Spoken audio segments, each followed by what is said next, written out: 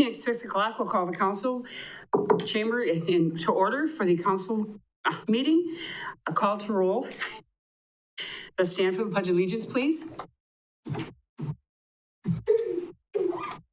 I pledge allegiance to the flag of the United States of America and to the republic for which it stands, one nation under God, indivisible, with liberty and justice for all. Item C, public comment period, correspondence. At this time, I will recognize those members of the public who have indicated a desire to address the council. Upon recognition, persons may address the council, first stating their name and address. The council may act on emergency matters introduced by members of the public. Our first citizen is Janice Moan. And Janice, you have 5 minutes at the podium. If you'd like to step up, please.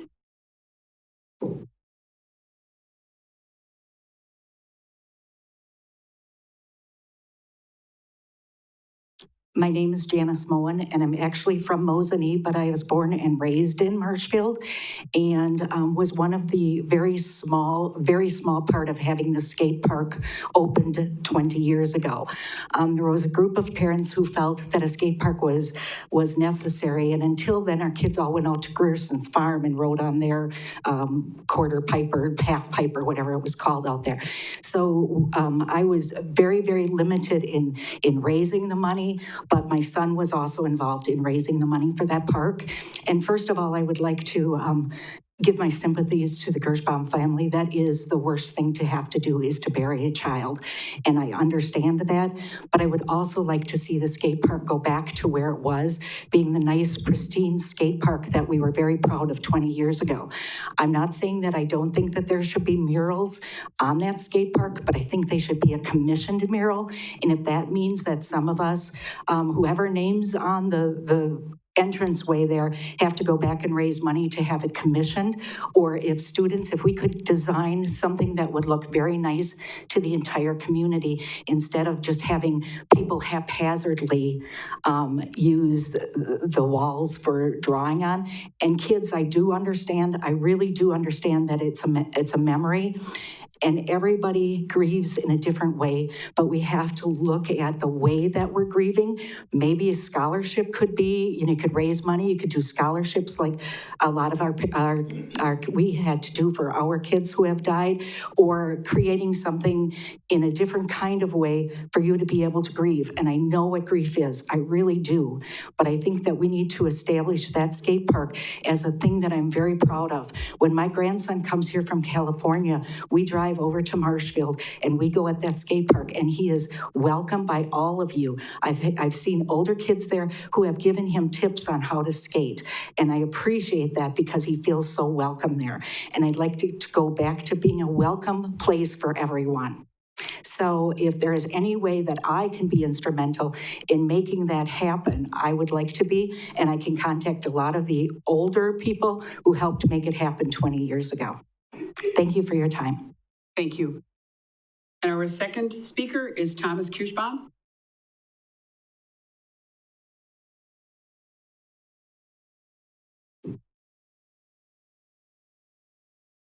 Am I good right here? You are perfect right there. Thank you. Thank you, everyone, for coming here. Appreciate it very much. Thank you for speaking. Thank you for your moment of silence. Thank you for your prayer. Appreciate it so very much. This is my son, Cameron.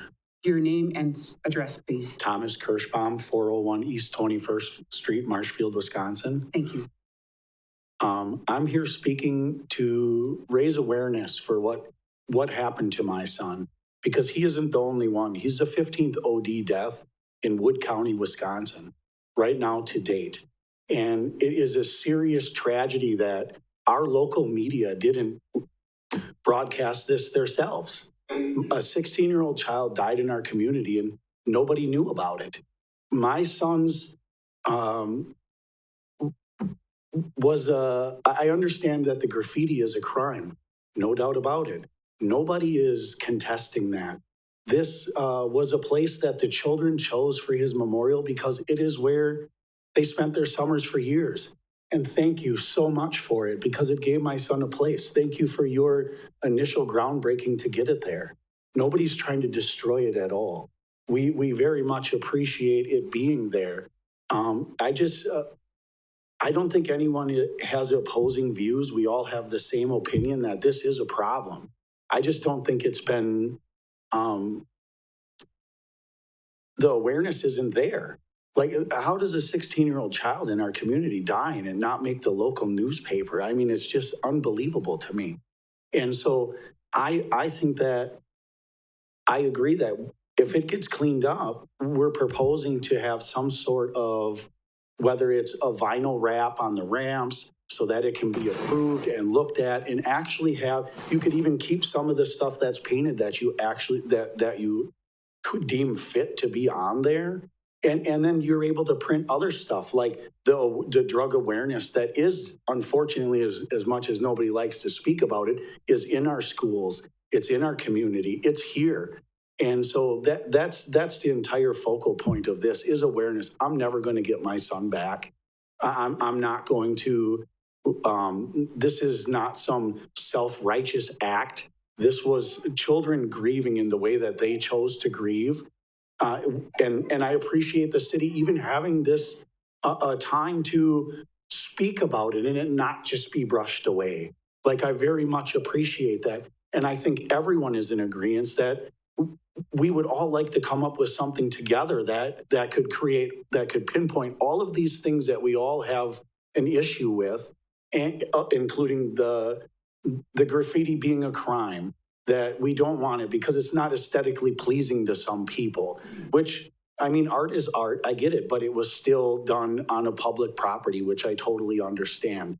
I don't think there's any advocate here for criminal activity. We're here for awareness of what happened to my son. If that makes sense, that's all. Thank you so much, everybody, for your time. Thank you, Thomas. Again, we're deeply moved by the passing of your son. Any other citizens' comments? Any other citizens' comments?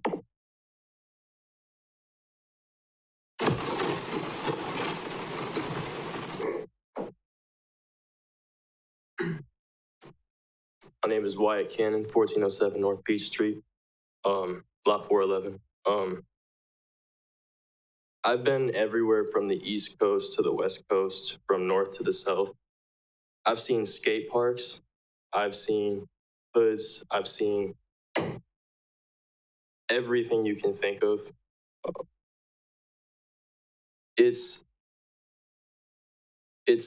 I understand why people did the graffiti. I did not partake in it, but it is a skate park. And I do want to say that if it's just a skate park, and most skate parks do have graffiti in them, I would say that it makes more sense for just the skate park to have graffiti, because everywhere in town, you don't see anything else. But everybody else decided to make this such a huge deal for us mourning of a loss of a community member. That's all I have to say. Thank you, Wyatt. Any other citizen comment? Any other citizen comment? Seeing now, move on to item D, approval of minutes. November 8th, regular meeting, November 8th, budget meeting, and November 10th, budget meeting. Motion by Alderman Fisher, second by Alderman Tompkins. Any discussion? Seeing none, please vote.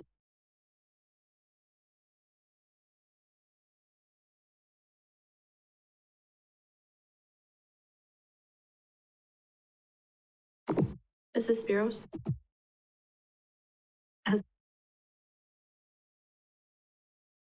All ayes, motion carries. Item E, staff updates. And Steve Barg is in his office, so he will do his updates from there. Thank you, Mayor. I appreciate it. Yeah, it found out shortly before this meeting that I may well have had a COVID exposure, so I'm participating from my office tonight. I actually have 4 items I'm going to roll into one. The main one on the docket is one I'll talk about the most. But just real briefly, first, just a reminder to everybody in the audience and everyone at home, and a reminder to the council as well, that we'll have our budget public hearing on Wednesday, November 30th at 6 p.m. in the council chambers. Everyone is welcome. That's when the budget will get final consideration before approval. Also, I'd like to note that the council is invited by the Community Advisory Board of Marshfield Clinic to a tour of the facility, all the projects that have been largely completed now over there. That would be on Monday, December 5th at 3 o'clock, expected to last about 45 minutes. I'll be staying after that for a meeting of the Community Advisory Board just to give them what I do is kind of a periodic update on what's going on at City Hall. But again, Monday, December 5th at 3 p.m. I'll send this out by email as well. A chance to see the projects that have been now largely completed at the Marshfield Clinic Health Center. Thirdly, I'd like to note that since the last meeting, I have gotten a request from Councilmember Mike O'Reilly to put on an agenda for looking at the property liability insurance that the city awards to a contractor or a company every year, and the question about whether or not local companies get a fair and reasonable shake to bid on those. And so I've mentioned it to our finance director. We'll be bringing this back as a follow-up item as a report for the meeting on December 13th. And then finally, the main item I wanted to talk about tonight, this came from a request from council, I believe at the last regular meeting under items for future agendas. And that is, give me an update on the ethics board. There was a big splash a couple of years ago when we created the ethics board, and Ed Wagner, council member District 5, council president now, did a great job of getting this going, shepherding it through the process with help of the city attorney and others. And I just want to kind of highlight where we're at. I put a packet on your table tonight, and I sent one to Councilmember Spiros just before the meeting started. We did approve an ordinance back in November of 2020 to create this board. And again, that's a three-member board with an alternate who attends as well. And that's to look at two different types of ethical issues that might arise. One is where somebody, say a council member or a committee member, someone like that, may have done something that could have crossed the line in terms of causing an ethical problem, in which case the ethics board would hear the complaint and determine what to do with it, where it should go based upon the severity or the issue involved. The other is a sort of a preemptive opportunity for someone who thinks they might be walking into bad waters as a council member, committee or board member, because there's a contract coming up or an issue coming before them that they may have some at least perceived conflict of interest that they can run by the board and get kind of the finger in the wind to see whether or not there's a concern, and the board will give an advisory response to them to help them decide how to proceed. The board started its work in early 2021. They've had 6 meetings, all during 2021. The first 3 were really largely housekeeping, just getting themselves off the ground, the expectations that they had a speaker come and talk about some of the ethical dilemmas that they might deal with. Of course, they picked a chair and vice chair and all those kind of things. And then in 2 of the remaining 3 meetings later in the year, there were requests to be heard questions about ethical dilemmas. And these were both proactive in the sense that they were not things that had happened, but people just trying to feel out whether or not they had a concern before they participated in something that might involve them in some way. So they all went well. The board was doing well. But now we've gone kind of quiet. We haven't had a meeting for a long time. There really hasn't been a need. I think the thought was that when the board got established and was up to speed and had training and got going, that it would probably only meet on an as-needed basis. But now we're sitting here, it's been a full year since the last meeting in the fall of 2021. And, I think my plan would be to start off 2023 with a meeting of the board, get them back together, talk about things, make sure we all understand what we're doing, and maybe kind of even have a little bit more review of what the mission is. The members who were appointed to the board initially are still on the board. You have the list in your packet, the 3 members and then the 1 alternate. It's on staggered terms. One of them was reappointed in April of 22 by Mayor T. Strake and then approved by the council. Another one will be up in April of 2023 for reappointment, and we'll stay on top of that. So I think in a sense, my report to you is that the board is doing well. Things have kind of gone quiet maybe for a while, and I think it's needed to reconfigure ourselves and get back together, so to speak. But there's been no big issues or problems. We just need to at least make sure there's a semi-annual or annual meeting, even if there's no cases before them. And I would take any questions. Alderman Wagner. Thank you. I got 2 things. Number one is Since Mr. Barg gave a brief update on the Ethics Committee, I want to say I think it's a very good thing that we haven't had to meet. I think that's something that's good to know. I always look at the Ethics Committee as the same way you'd look at a fire extinguisher in your kitchen. You feel really good when you don't have to use it. So that's a good thing. The other thing that I was going to request before we got to Mr. Barg, we have a large number of guests in the room tonight, which we don't usually have. And I'm glad we're all behaving ourselves in front of them too, so that's good.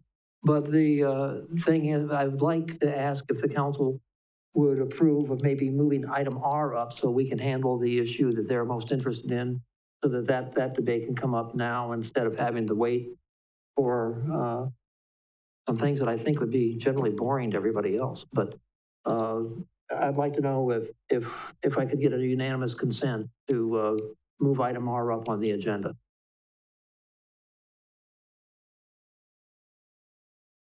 Okay, first we hear from Mr. Witzel, then we will vote on that. Is that fair? Fair. Thank you.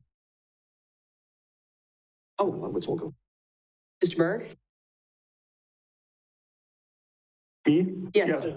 I just have one response to what Council President Wagner said, and that is that along with getting the group back together for an organizational meeting of sorts in the early part of 2023, going along with what he said, the other thing I want to do is publicize this again. So the members of, not just the council who are probably mostly aware of this, although two of our council members came on board last April and may not be fully aware of how this works, but let the members of our committees, boards, and commissions know that they have a place to turn if they're ever feeling awkward about what's coming before them in terms of their role in discussing and voting on an issue, so that they can reach out to me, reach out to somebody else, and get that finger in the wind check with the board to make sure that they don't find themselves in a bad place, and I will definitely do that. Thank you. Alderman Witzel? Thank you. I have a question on procedure regarding the Ethics Board. It says right here under it's Ordinance 1460, Section 1, Board of Ethics, Subsection 1, Appointments, Appointment Commission, composition and term of office. It says the board shall consist of 3 members. Members shall be elected by the council for a term of 3 years and until their successors are elected and qualified, beginning May 1 of each year, except that the terms of the members first elect shall expire, et cetera, et cetera. It doesn't say anything about mayoral appointment and approval by council. It says election by council. So my understanding, and if I'm reading that, maybe our attorney can weigh in on this, is that this would be similar to our election of members of the Utility Commission, where people who are interested come before the council decide and take a vote. And it would appear, based on the information that was provided in this packet, that's not what occurred, that we actually had an appointment by the mayor and that was approved by council. And I'm surprised I didn't notice that, I guess, back in April when we did the appointment. So can we get clarification on the procedure of how members get onto the Ethics Committee, perhaps again from the attorney? That is correct. That's how the ordinance reads. And I think that's how you set this up originally. There were some unusual qualifications that were sought out for this particular board, and that's the reason why I think that was set up separately. So it is true that it is an appointment that is specifically done through the body here, as opposed to a mayoral appointment with what amounts to an approval by the council, as would be most boards and commissions. If I may just follow up then, is it then to be assumed that when I'm looking again at the packet that was provided to us here, that the Ethics Committee and the one member that was put up here for the 2022-2023 Board Commission and Committee list, that was an appointment that we approved rather than an election? It should have been an election. It should have been basically approved by this board that way as a vote. Okay. So technically that should probably be redone. That's probably what ends up happening. Although the way that, because of a vacancy would have to be created, I don't think it's not like we're sitting in a situation where it's illegal. It just should be redone. That's probably the way I would. And I guess my last comment then would be just one less committee that the mayor has to try to find this position for. We can just handle that within the council. So I want to make sure that we follow through with the way it's supposed to be done. Thank you. Thank you for bringing that forth, Alderman Witzel. Now we will move item R up after item E, as long as the council is all right. Please, everyone vote. We'll do that by voice. Spire. Paschal. Tompkins. Varsho. Yes. Witzel. Yes. Wagner. Yes. Fisher. Yes. Spiros. Yes. Riley. Yes. Hendler. Yes. Thank you. And thank you, Wagner, for bringing that to our attention. Okay. Item R, request to discuss proposed for Brain Park Skate Park presented by Michael Riley, Councilmember District 9. Thank you, Mayor. Well, we've heard some about what happened with the skate park recently, and I talked with the family. I think the best way to move forward with this is to, I would be willing to head up a committee to put this together so there's no expense to the city of Marshfield to clean up what's there, to replace, cover, whatever we would come up with, that would be brought rightfully to the council to approve anything. I think that's fair. I think it's proper to include a lot of the stuff Mr. Kirschbaum had brought up. I personally believe that the skate park would be much more attractive to the community with some color involved, with input from the children that attend that park a lot, with potential artists of your friends and anyone that would be willing to help to develop a proper display at the park. And I would suggest that we get the kids involved with the whole process, the designing, the painting, the vinyl, whatever we come up with. But again, I would stress that it's going to eliminate any cost to the city of Marshfield for cleanup, for repainting, for anything they wanted to do. And myself or some group that I put together will gladly go through this process over the winter and move forward with that in the spring. So I guess I would like to make a motion that we move forward in that direction if that's appropriate at this time. Alderman Thank you. Tompkins? Now I think we have a motion on the floor. Am I We do allowed have a to motion, but there is no second, and you buzzed in first, so I'm assuming. Okay, motion by Alderman Riley, second by Alderman Varsho. Now Alderman Tompkins. Great, thank you. Well, first of all, I think that public art is a wonderful addition to any community. If you go to many places, there's murals and wonderful mosaics and things like that. Even the little dentist mural that we have, right, is a great, and the one that we have at Hardacre Park. So I think there's potential for really positive things. I do have a few questions. Usually, because I'm on the Parks and Rec committee, usually a design will go through that committee and then come to council through our consent agenda. So I'm not quite sure how that would work. Justin, if you would want that to go through Parks and Rec, or probably just because we want to make sure that it's a standard of excellence and that it's something that really is just, people go and say, wow, this is so well done. When you talk about the committee, I did talk to one of the high school teachers who teaches ceramics and painting. He's very well loved. He has spent his career helping teens, what they see in their head, actually actualize, which is a really hard thing to do. And so that's his profession, and he's very willing to help with this as well. So I think that there are artists in our community who would be willing to help with this and make it something that is very positive. And was there anything else? Nope, that was all I had to say. Thank you. Alderman Witzel? Thank you. I do believe that the old adage, art is in the eye of the beholder. We see art throughout the community. It seems to sort of fit in a certain style of artistic expression, but I think that this is a perfect opportunity to expand. Let's not be stuck in this is what art has to be, let's expand. I'm going to actually go so far as to, if I can hit the amend button. I'm going to go so far as to amend, just to clean up a little bit of the motion. I fully agree. I think this is a great idea. I'm going to offer an amendment that this include Mr. O'Reilly specifically, the member of the high school staff who expressed interest, and a couple of community members at large, and that whatever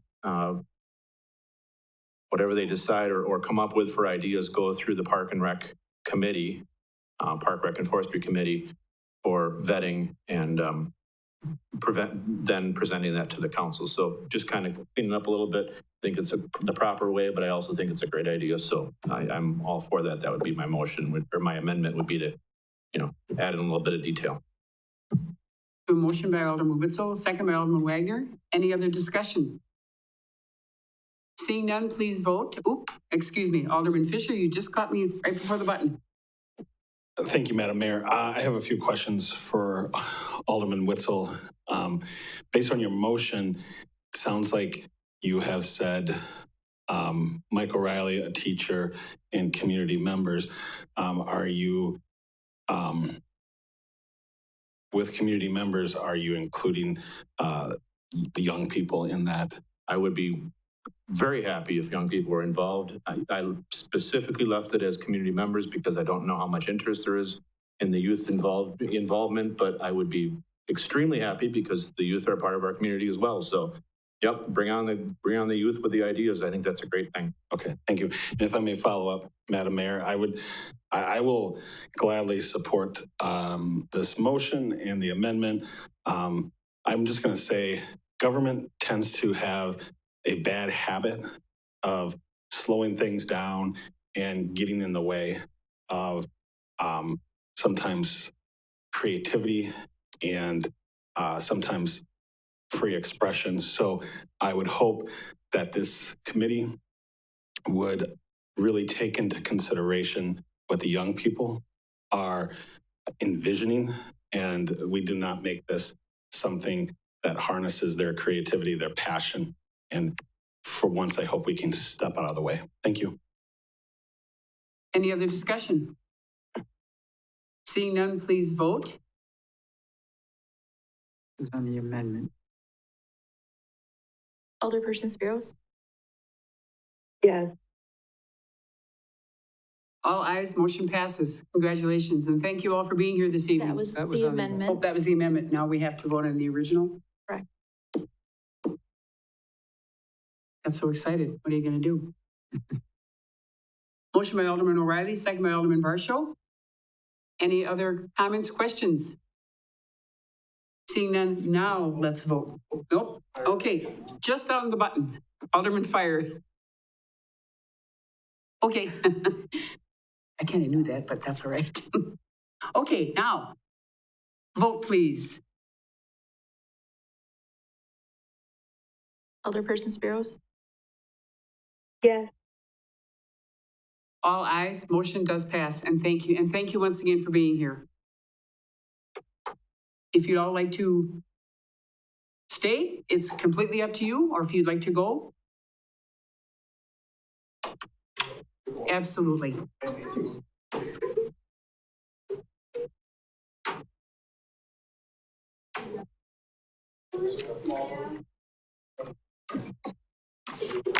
He's the mayor. Yes, ma'am. Hello there. Good evening, everyone. Sweet.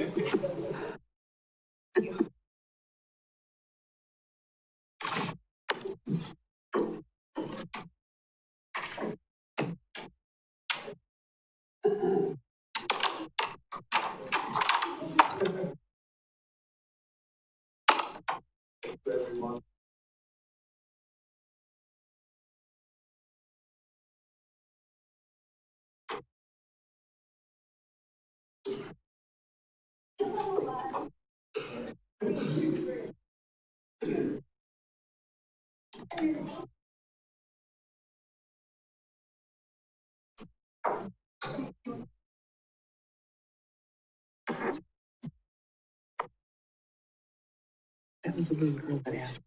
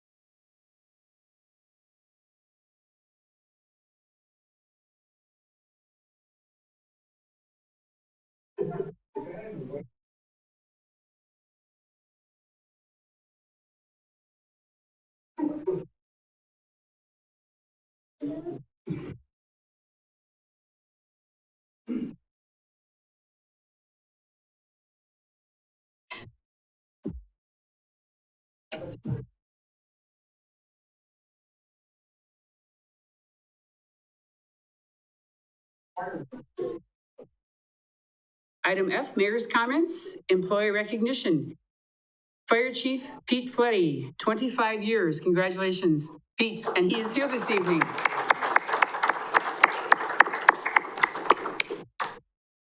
Item G, council comments. Item H, reports from commissions, boards, and committees. Item I, consent agenda. Dan is going to come up and do letter F, there's a correction. And then letter K, he's going to read the minutes from the Board of Public Works meeting that was just before this meeting. Thank you, Mayor. I do have one correction to the airport minutes from November 17th. Item AP 2022-51 relating to lease rate adjustment for hangars. The new rate is $3.75 per front foot, not $375. Note that correction, please. Then the Board of Public Works held a meeting tonight at 5:40, and I'd like to read those meeting minutes into the record. The meeting was called to order by Chairman Peschel at 5:40 in these council chambers. Present were Alderman Peschel, O'Reilly, Fisher, and Barschel, as well as Mayor T-Strake, Alderman Hendler, and city staff. There was a motion by Fisher, second by Barschel, to recommend approval of the minutes of the October 31, 2022 Board of Public Works meeting. That was all ayes, motion carried. There were no citizens' comments. There was a motion by Fire, second by Barschel, to recommend approval of the Architecture's proposal for professional and architectural engineering services for the Brain Park improvements. That motion passed. All ayes, motion carried. Then there was a motion by Fisher and a second by O'Reilly to recommend approval of the development agreement with Quick Trip, Inc. for storm sewer improvements at the North Veterans Parkway and West McMillan Street site, which is currently under construction. That was all ayes, motion carried. There were no items recommended for future agendas, and there being no further business, the meeting was adjourned at 5:45 p.m. Thank you, Dan. And I see we have a motion by Alderman Tompkins, a second by Alderman Barschel. Seeing no other discussion, please vote.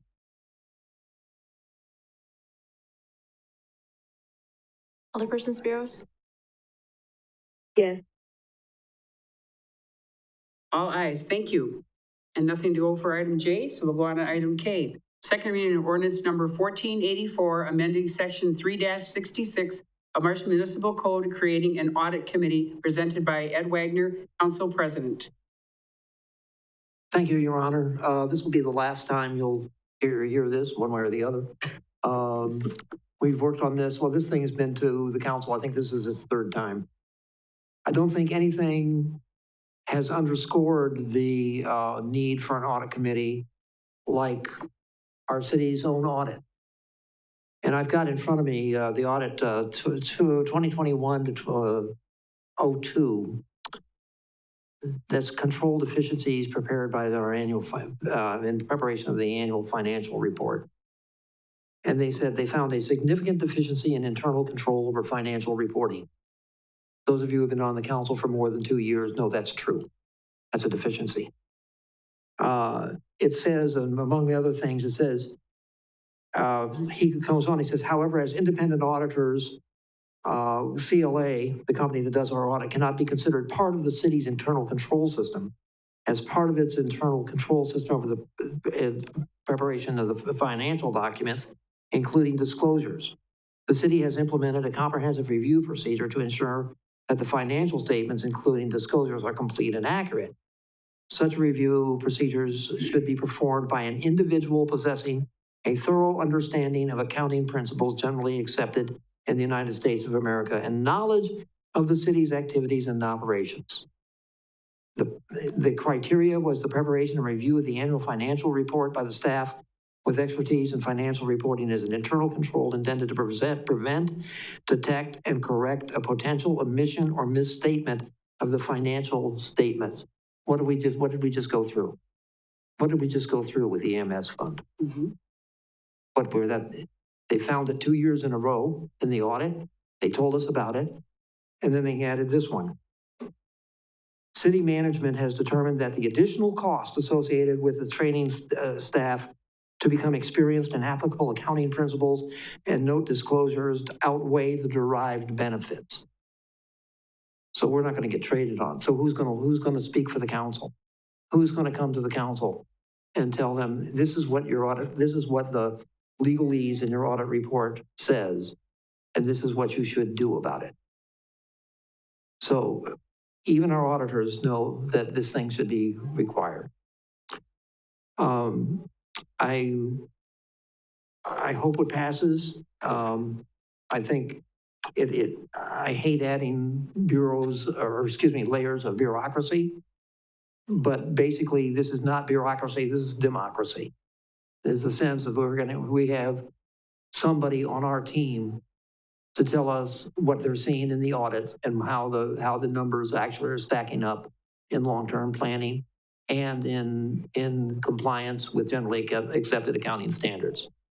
And it is with that, I see there's already a motion in a second. Is that correct? That is correct. Okay, so I'll shut up and let it go. Thank you very much. Thank you, Alderman Wagner, for the first time.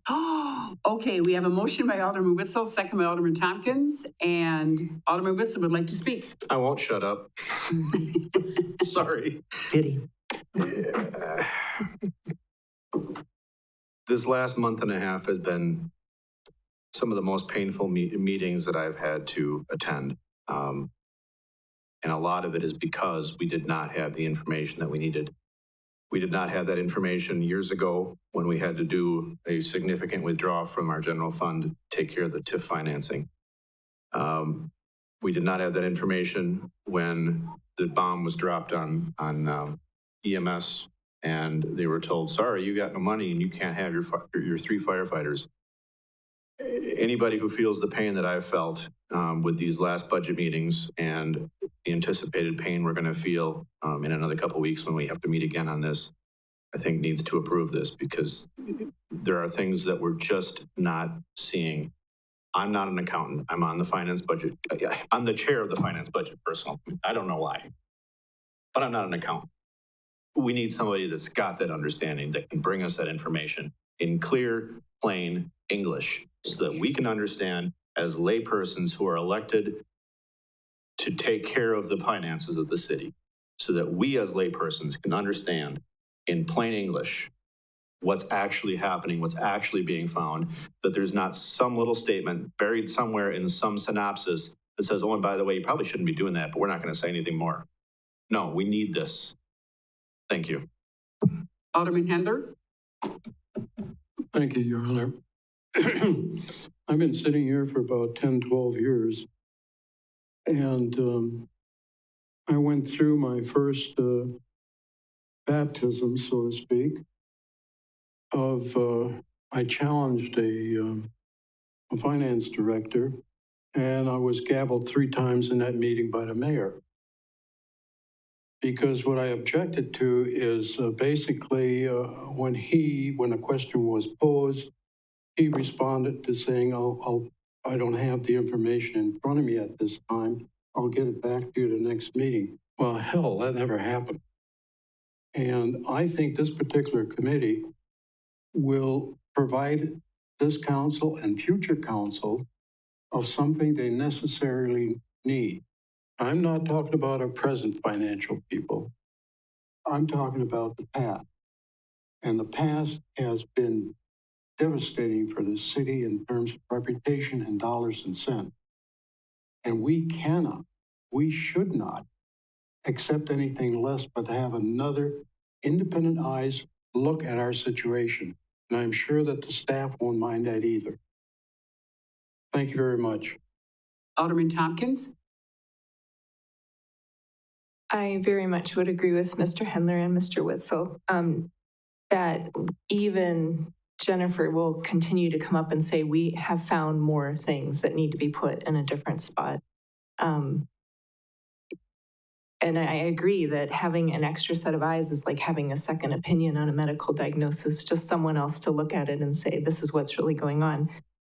The one thing I would encourage the council is if this is adopted, I hope that the people of the community who step up to this actually are really good at accounting, really good at knowing how to read things, who can really speak and say, this is what we found, and we can trust them. So I just hope that, again, that standard of excellence would be met with finding people who that has been their career and they could help us.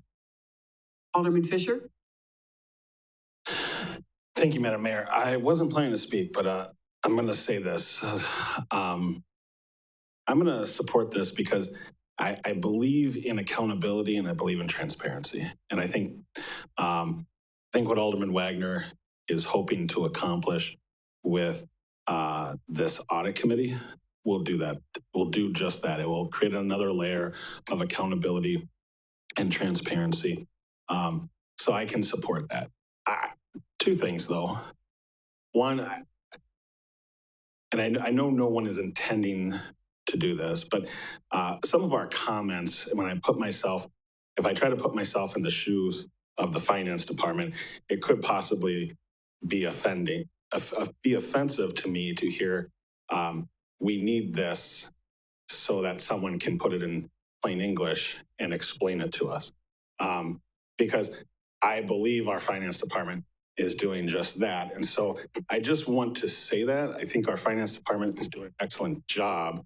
So I hope they are not taking any of our comments, and I do not believe that is the intention of anyone, but I hope they're not taking our comments to reflect poorly upon them or the department.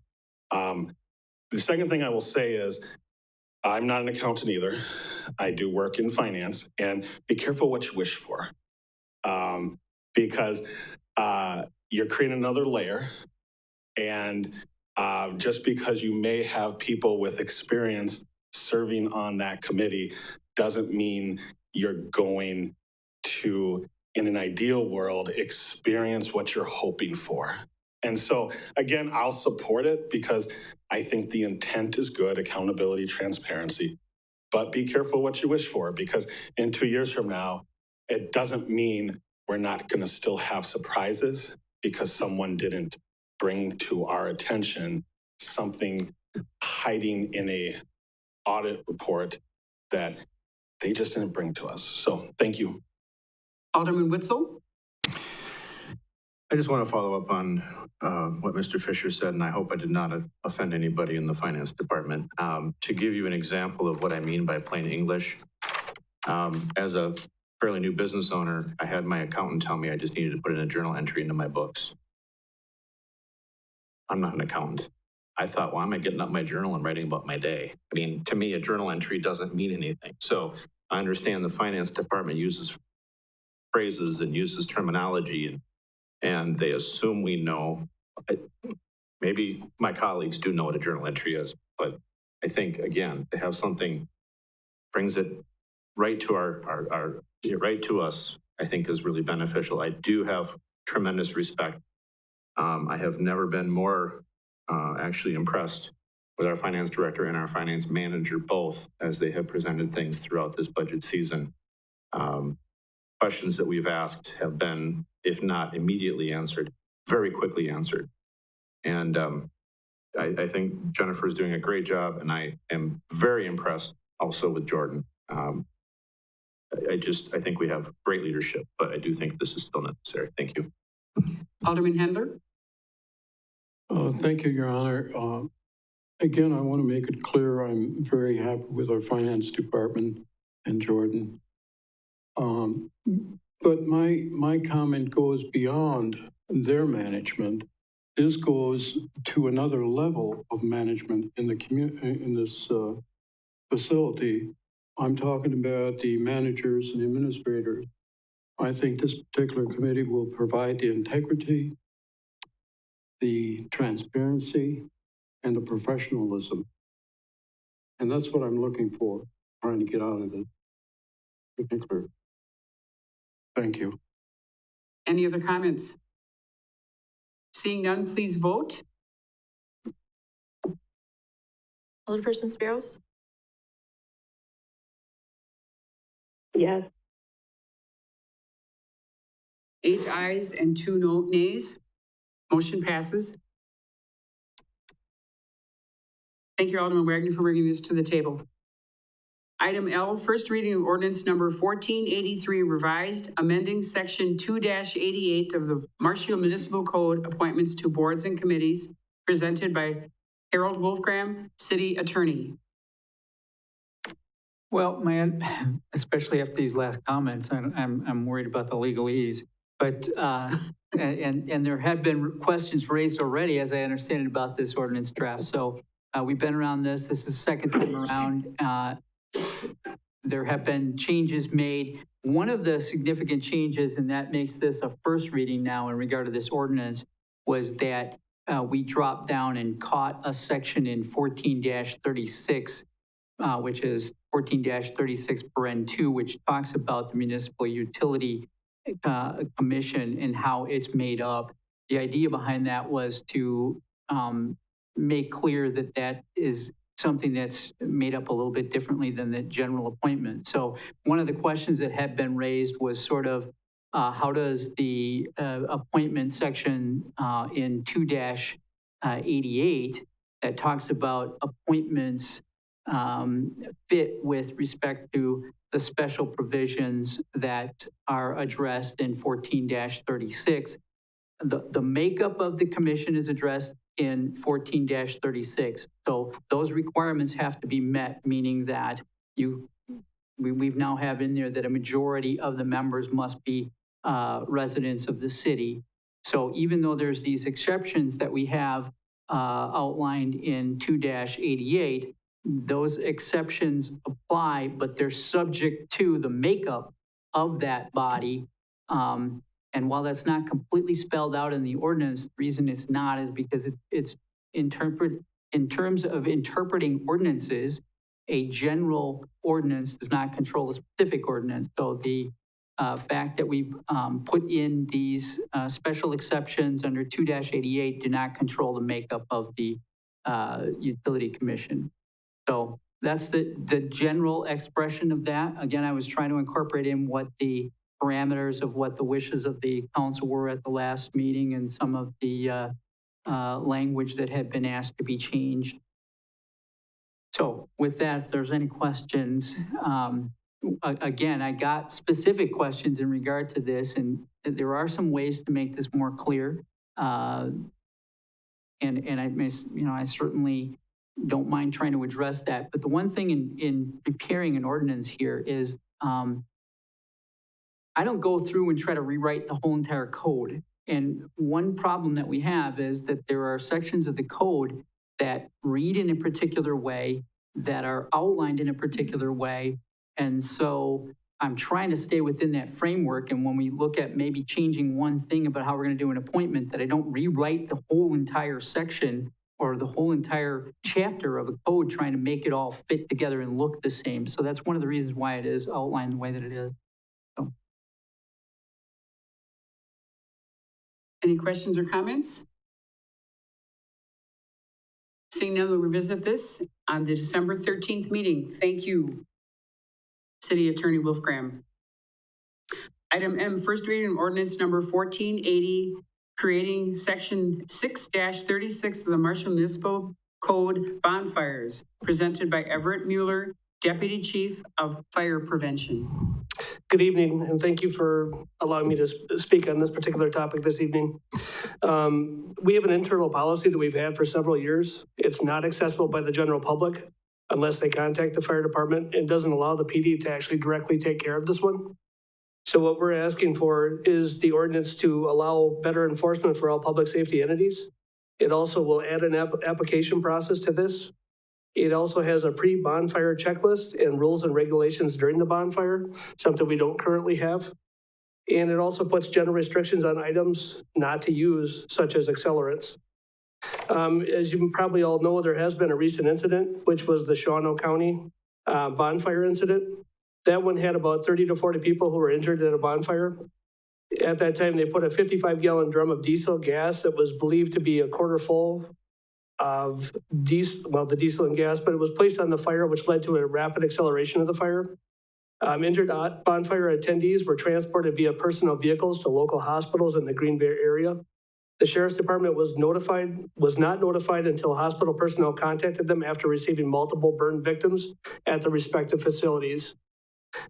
This incident could have been alleviated by a well-regulated bonfire ordinance, and the fire department could have completed a site visit, which we're also requesting in our bonfire ordinance, to plan and educate all of those that are going to be in attendance at the bonfire.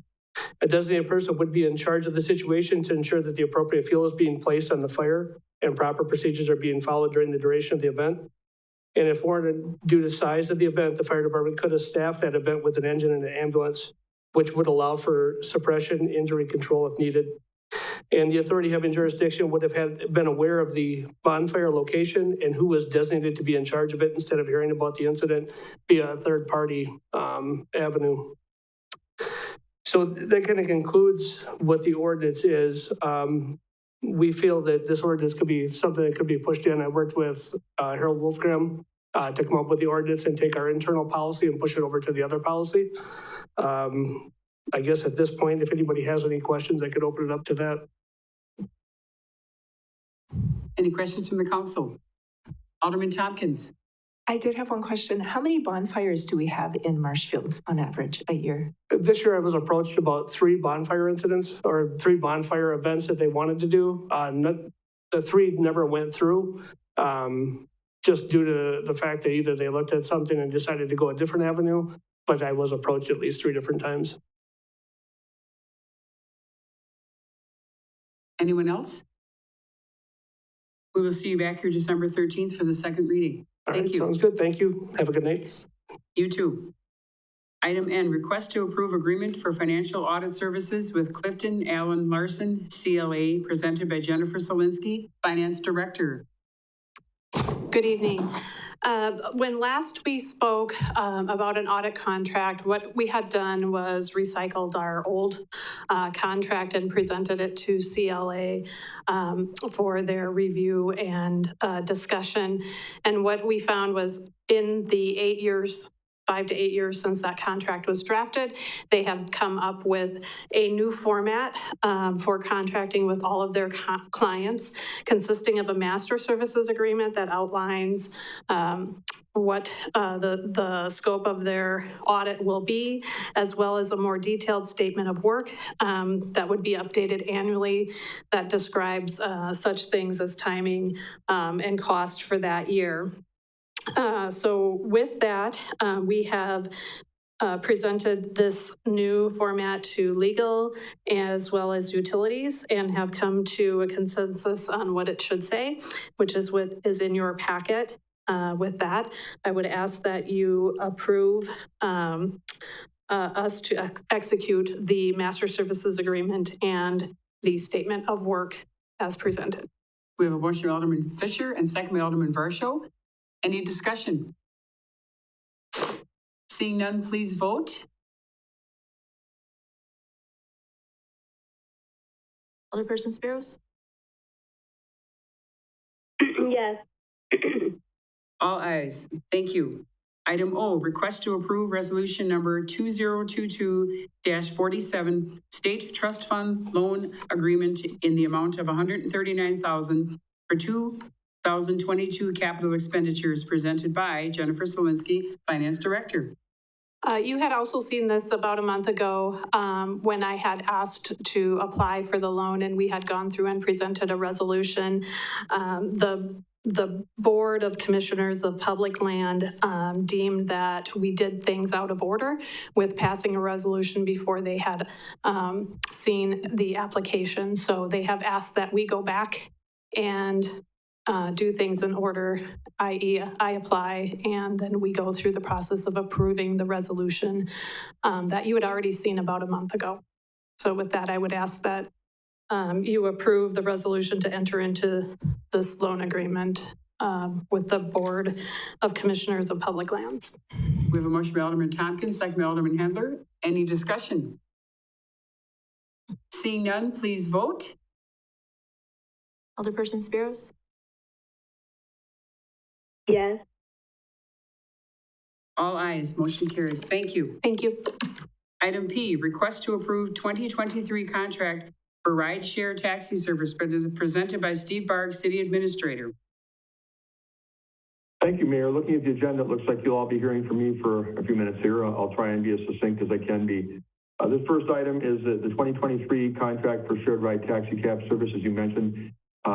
You may recall, especially if you've been here for a while, that even though we do a 5-year RFP for services for a taxi provider, DOT regulations still require us to approve an annual contract for each of those 5 years, each of the 4 years after that first year. So we go through this every single year. On September 27th, the council did approve the request for us to enter into another option year and directed staff to prepare and bring forth an agreement for taxi services for year 2023. That's what you have before you tonight. Staff would recommend approval of the 2023 year contract with Running Incorporated from Viroqua. I feel they're doing a very good job. And I would note that come the late summer of 2023, you'll be hearing us talk about doing another request for proposals as next year is the 5th and final year of this agreement with Running. We've been through 2 5-year terms of them, and we'll be looking to see what else is out there in the latter part of next summer. But I would recommend approval of the 2023 contract for shared taxi ride service. We have a motion by Alderman Fire, second by Alderman Varsho. Any discussion? Seeing none, please vote. Alderperson Spiros? Yes. All ayes, motion carries. Thank you. Item Q, request to approve 2023 lease for shared ride taxi vehicles presented by Steve Barg, City Administrator. Thank you, Mayor. Kind of running along with the last one, you've probably seen this in past CIPs and budgets, that the city purchases taxi cab vehicles, and 20% is paid by the city, 80% is paid by the federal and state grants. So it's a good deal. 4/5 of the cost is paid by others outside of the city of Marshfield. What happens then, though, is these are used by the taxi provider, in this case Running. So what we do is we have an annual lease with them to lease those vehicles to Running Incorporated for $1. That may seem like a really low amount, which it is, but what that does is keeps the cost low for the service. Otherwise, Running would have to acquire vehicles and use vehicles outside of these, and we have quite a few vehicles on the lease, if you've seen it, that we're able to make possible through these federal grants for the use in the taxi service here in Marshfield. So with that said, staff would recommend approval of the proposed 2023 lease for taxi cab vehicles with Running Incorporated. We have a motion by Alderman Wagner, second by Alderman Tompkins. Any discussion? Alderman Tompkins? Mr. Barg, is the $1 lease typical for cities? Are we missing out on help in this area for revenue? Well, I would assume that it is common in the sense that if we charge them the $500 a vehicle to lease, that $500 would presumably just be passed on in terms of the costs that need to be covered by someone. And if you recall from some of our previous meetings, whatever is not able to be covered by fares and grants falls back on the city as local share. So, I mean, it's pay me now or pay me later. Basically, this is a way of allowing them to use vehicles that we've been able to procure for little or no cost. Any other discussion? Seeing none, please vote. Alderperson Spiros? Yes. All ayes, motion carries. Item S, request to discuss the possible creation of a grant writer position introduced by Steve Barg, City Administrator, presented by Rebecca Spiros, Councilmember District 8. Thank you, Mayor. I'll kind of set this one up. This item and the next one were both brought forward as items for future agendas by members of the council at the last meeting. And so I'm going to just kind of give a little background before Councilmember Spiros maybe talks about where she might want to take this. But we did in fact have a grant writer position back in the early part of the last decade for a 3-year period, agreed upon as an agreement between the city, the school district, and the CDA. And the way that worked was the city and the school district paid 50% each of the cost of that position, and CDA agreed to cover some ancillary costs and provide office space and supplies and those kind of things for the individual who worked in that position. Her name was Jordan Knott. I think Jordan did a good job before leaving the city for another position outside of Marshfield. And when she left in her 3rd year, we discussed this with the other participants and agreed not to refill the position at that time. That's not to say that some good things weren't done during that time period, but at that time it appeared that some of the grant programs that we would like to tap into were maybe drying up a little bit. We didn't seem to have a lot of new things coming to the table, and it was felt maybe it wasn't worth the cost that was being put out for that position. So fast forward from 2014 to 2022, I know I get a lot of things come across my desk. I'm sure you see them on different emails that come from the League of Wisconsin Municipalities and others, that there probably are some grant opportunities out there. With the level of staffing we have right now, especially the fact that we're kind of short-staffed at this point, pretty difficult for current staff members to do a lot of investigating and research to find out what's available. And if you don't know what's available, you can't even consider applying. So we may be missing out. Having said that, obviously a position, whether it's shared with the school district or not, brings some cost. And, we haven't been exactly looking at adding positions lately. So hopefully that kind of sets it up that there is value. We have done it before. It's not new territory. The question is whether or not that's something we want to look at again. And with that, I would turn it over to Councilmember Spiros if she'd like to make other comments, because I know she was the one who brought this up. Thank you, Steve. The reason I did bring this up was following my attendance at the League of Municipalities, and I did go to one session in particular where they were discussing grants and grant writing and the amount of grants that are available to municipalities. And it did seem to me that number was pretty significantly high. And really the only reason I brought this up is I'm just trying to kind of bounce things off of staff and fellow council members on whether this is something that we would consider or whether it would even be worth it. I agree with Steve. We don't have the staff to necessarily go after as many grants as we would probably be eligible for. And the grant writing process is sometimes quite cumbersome. And I think that often is a deterrent to getting some grants that could possibly be available. The thing is we are in a tight budget, and so does the does the benefit outweigh the cost? And I don't know the answer to that. Again, I only brought this up as basically a discussion that we could have amongst each other, and possibly somebody has more input than I do. Alderman Wagner? Thank you. I was in that same breakout session that Mrs. Spiros was in, and it's amazing how much money is out there. And a lot of it is special purpose money. So the hardest thing to do is know what you want to apply for before you hire a grant writer. And the other thing I ran into is that a lot of the granting agencies have gotten very, very clever, and they will not accept a grant application that is that is dependent. The payment of the grant to the grant writer is dependent on the success of the petition. They don't do that anymore. So basically, most of them come from in-house staff writing grants for particular city or agency projects, or they can also come from hiring a consultant to write the grant who has no interest whatsoever in administering it. In our situation now, where we're looking for change in the couch covers to fund EMS, I don't know that we can afford to put a full-time person on. I'm not even sure that we can hire somebody to write a grant for us. If we come up with enough money to do that, that would be fine. I don't know, I'd like to ask, at this point, I guess we can ask the staff to keep an eye out and see if there are grants available, or if there are grants that they could apply for within their specialty, within the venue of their responsibility. So I like the idea. It's a great idea. And by the way, it was one of the really better grant presentations, grant writing presentations I've ever seen.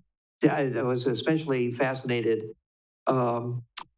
in saying that they have adopted most granting agencies have adopted something called plain talk. And basically they have a manual out that tells you how to write grants using plain talk. I think they got tired of weasel words, which I was well skilled in. But they have advanced quite a bit. They are also very interested in looking at your closeout procedures and how you're going to audit it and how you're going to evaluate whether the grant was a success or not. So there's a lot of things to look into, but I just don't see us having the money to hire a full-time grant writer, especially when we don't have any idea. We don't want to set somebody at a desk, hand them a keyboard and say, apply for a grant. You know, that doesn't work. We have to have a specific reason to apply for that grant. Alderman Varsho? So last 2 weeks ago, we appointed a new person to the library board of directors. In her letter that she sent to all of us that we read last week, the very last sentence on her first page says, "Through this work, I have the opportunity to assist with the preparation of a number of successful grant applications submitted on behalf of several community partners, including 3 Bridge Recovery, Wood County Human Services, Wood County Sheriff's Department, Criminal Justice Programs, Clark County Community Service, and Clark County Sheriff's Office." If we're looking at somebody that could possibly at least lead us into the right direction, maybe just point us somewhere, we have somebody right here we just appointed to the library board of directors that writes grants, looks like quite a bit. Alderman Witzel? Thank you. I do agree that there's probably great benefit. I would love to see what this new appointee could potentially offer. I did not attend that grant writing session at the league, but I did take a tour of the La Crosse area, and I was shocked at how many times the tour guide said, "Oh, and we paid for this with a grant from such and such. And oh, this project over here, that was a grant from such and such. And then there's this development over here, we got a grant for such and such." And I was shocked at how much they're doing in their city based on those grants. So I think grant writing is really, really important. If we're not going to proceed with this at this time, which I understand there's some concern with staffing and with cost, depending on whether or not our new appointee can help us out, I think at the very, very least, to set the groundwork for this to move forward, I would love to see the staff perusing whatever literatures are dropped in front of them on a regular basis to see the different grant opportunities that are there and start compiling a list so that we can, in a year from now, say, look at these 25 grants we could have applied for had we had person. And I think just kind of testing the waters to see what's out there, I think is a great plan moving forward. The money's there. We need to start taking advantage of it. Alderman Tompkins? I'm just wondering if they ever do grant writing consultants, just like we're doing a development consultant. Do they ever, would that ever work where Public Works says, there's this grant out here, but we don't have time to do it. And then we, hire someone to write the grant, but it's not someone who's full-time. I don't know. I'm just putting that idea out there. Alderman Wagner? Direct answer to your question is the airport right now is, our airport is applying for the grant to rebuild and extend the runways. And that will be done through a grant through the FAA. And we have hired the consultants, Short, Elliott, and Hendrickson. And they are engineers, but they also come equipped with a grant writer who's actually writing the grant for us now. Any other discussion? Okay, first we'll start with Mr. Barg, then we'll go with Rebecca. Is that okay? Thank you, Mayor. I think there have been some really good comments here. I think that one of the important things to remember about grant writing is that to piecemeal it out into the different parts. There's first of all, becoming aware of or identifying grant opportunities. Then there's researching to find out if you're eligible, which many times you're not because of, the fact you don't meet the criteria. And then there's either writing it yourself or finding someone else to write it. And it can mean anything from 1 or 2 pages, a really simple form in some cases, to a fairly elaborate application that takes a lot of work and background digging to prepare. So, I think that consultants have a role. I know I've been in my career able to work with some consultants to help us to write grants that we were able to qualify for some dollars. I think that there's merit to having a position, if we were ever to look that direction, and I agree we're probably not well suited right now, I think the kind of partnership that we did have with the CDA and the school district is probably not a bad way to go. The reason we went into it in the first place is we didn't picture somebody being needed here for 40 hours a week to try and, dig up and be able to research grants. We thought if we had, half that time, it might be good. And it really was. Some positive things happened during that roughly 2.5-year period. So if we ever go in the direction of a staff person, I would assume it wouldn't be full-time for the city of Marshfield. I would assume it would be divided with 1 or 2 other parties to make it more, handleable, if you will, from a financial aspect. But I do want to end by saying that, I'm in my office right now, but I know there's a number of, department and division heads in the room who would love to tap into federal and state grant money. And maybe we see some of those things come across their desk in an email. They just simply don't have time. They're really overwhelmed by just trying to keep up half the time. And that's where the problem comes in. So, anything we can do, if there's outside resources, I think we'd be interested in looking at that. Alderman Spiros? Thank you. Just a couple of things I wanted to talk about that people kind of brought up.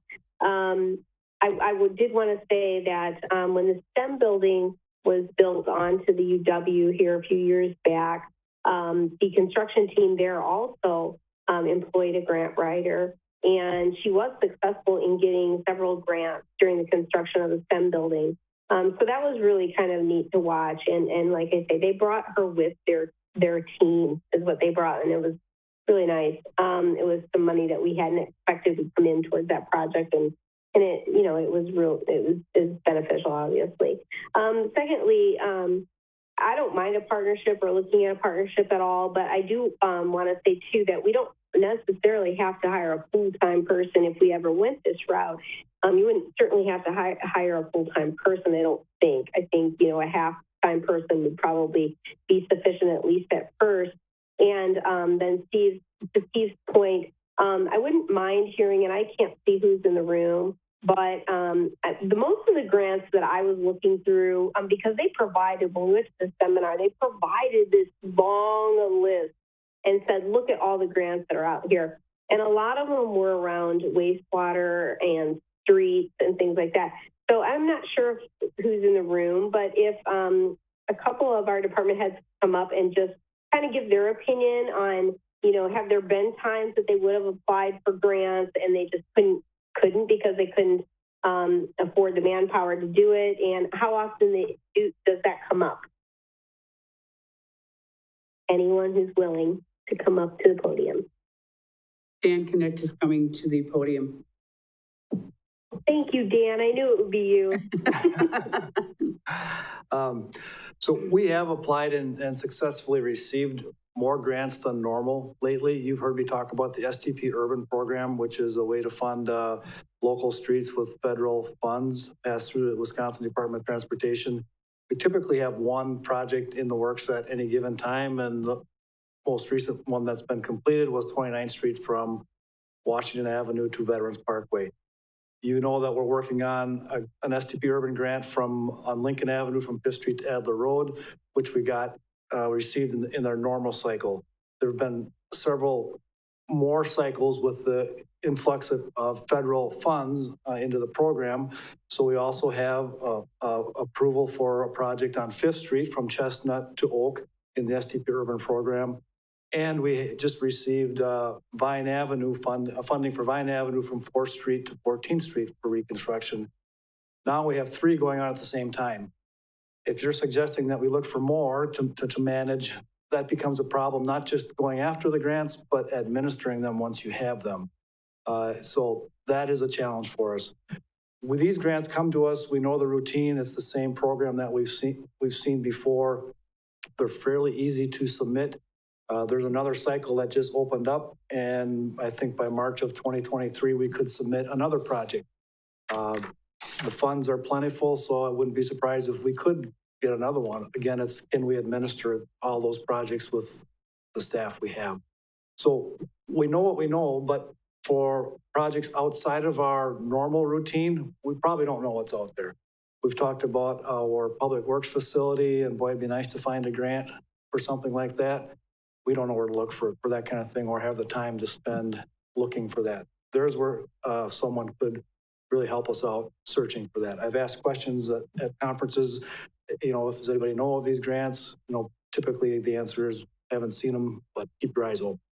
So while we're good at getting the grants we know about, we don't have the time to research what we don't know yet. So I do think there is some value in outside support for that. I don't know if that answered your question, Rebecca, but that's my start. If I can respond. Yeah. Yes, please. Okay.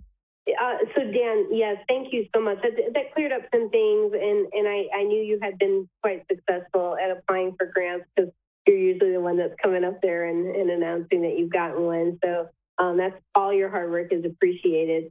Again, the point of me bringing up this conversation, it wasn't because I have an opinion one way or another on what we should do. I just kind of wanted to get a consensus and a feel for what other people were thinking, and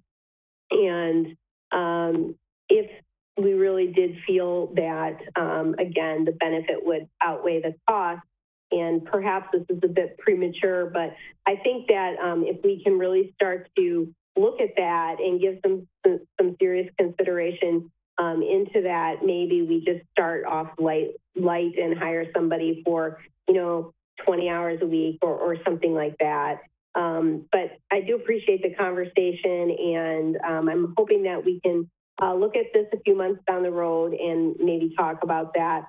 I had originally thought that would be a good use of our ARPA funds, but I understand that we're working with an extremely tight budget, and so I certainly don't feel comfortable enough to just propose that all on my own at this time.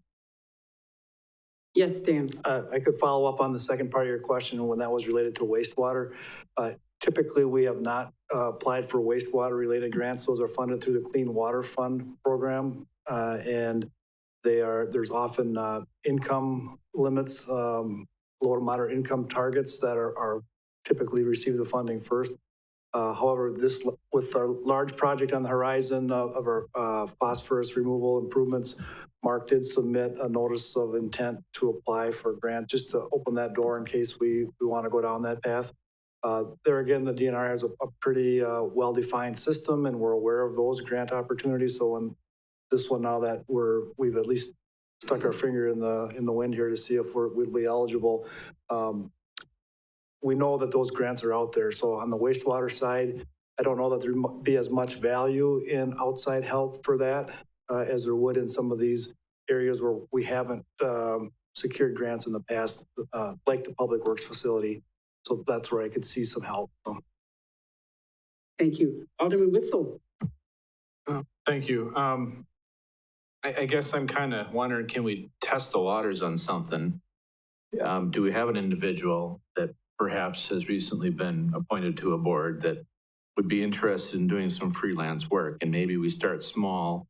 A department head finds a grant that seems appealing.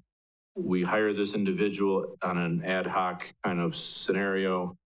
They do the research, they do the applying, we get the grant and the project done. I mean, they're not a regular employee, part-time or full. They're just, as needed. I don't know I don't know how the logistics work.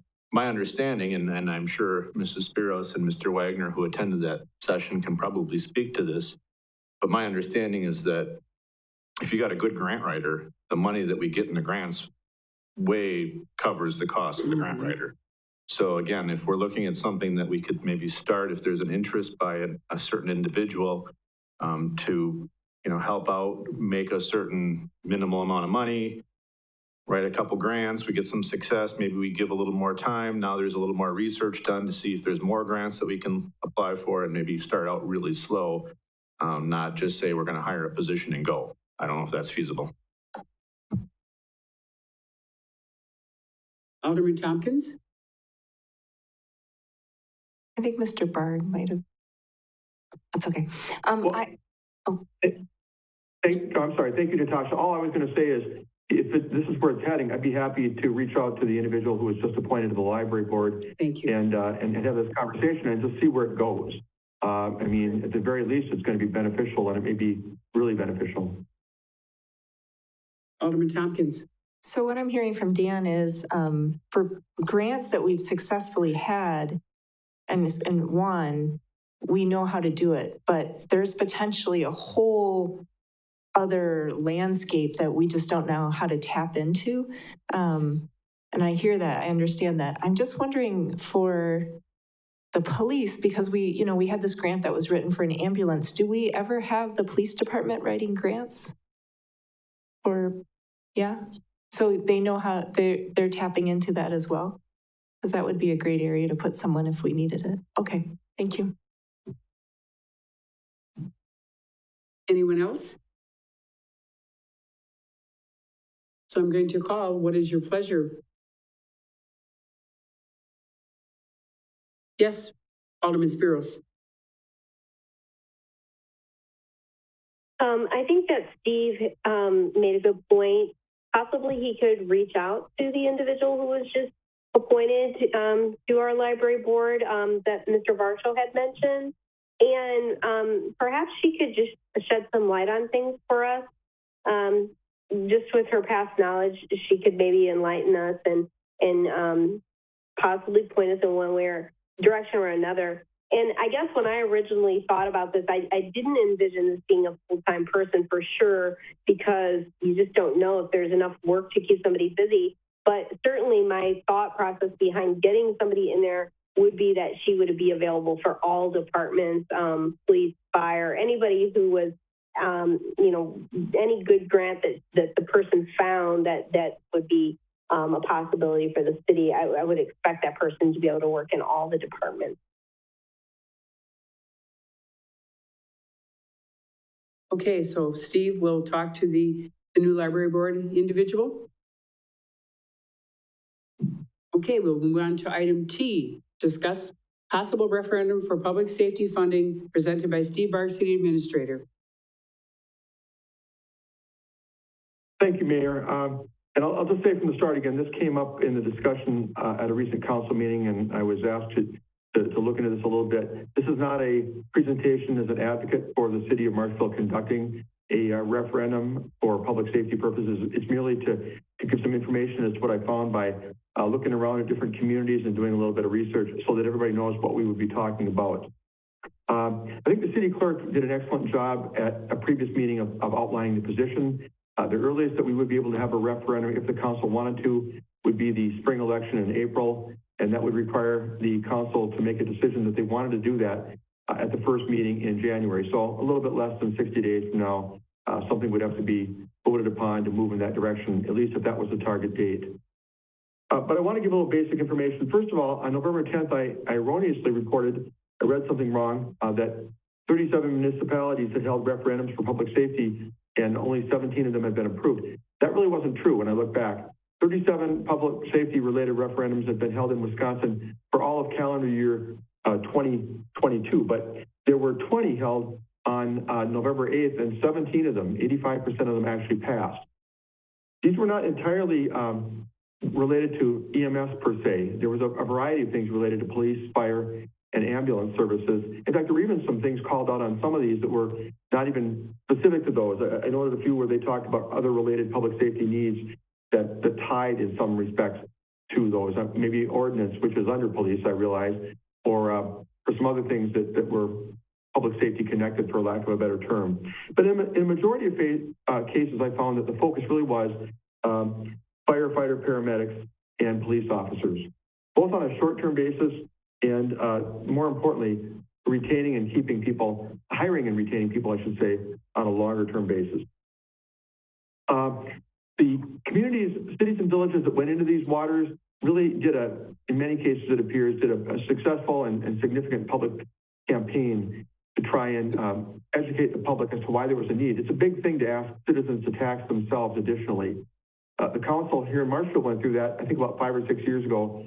For those of you who were on the council, I'm sure you remember it, with a referendum for street improvements, major street projects. And it failed by roughly a 2-to-1 margin.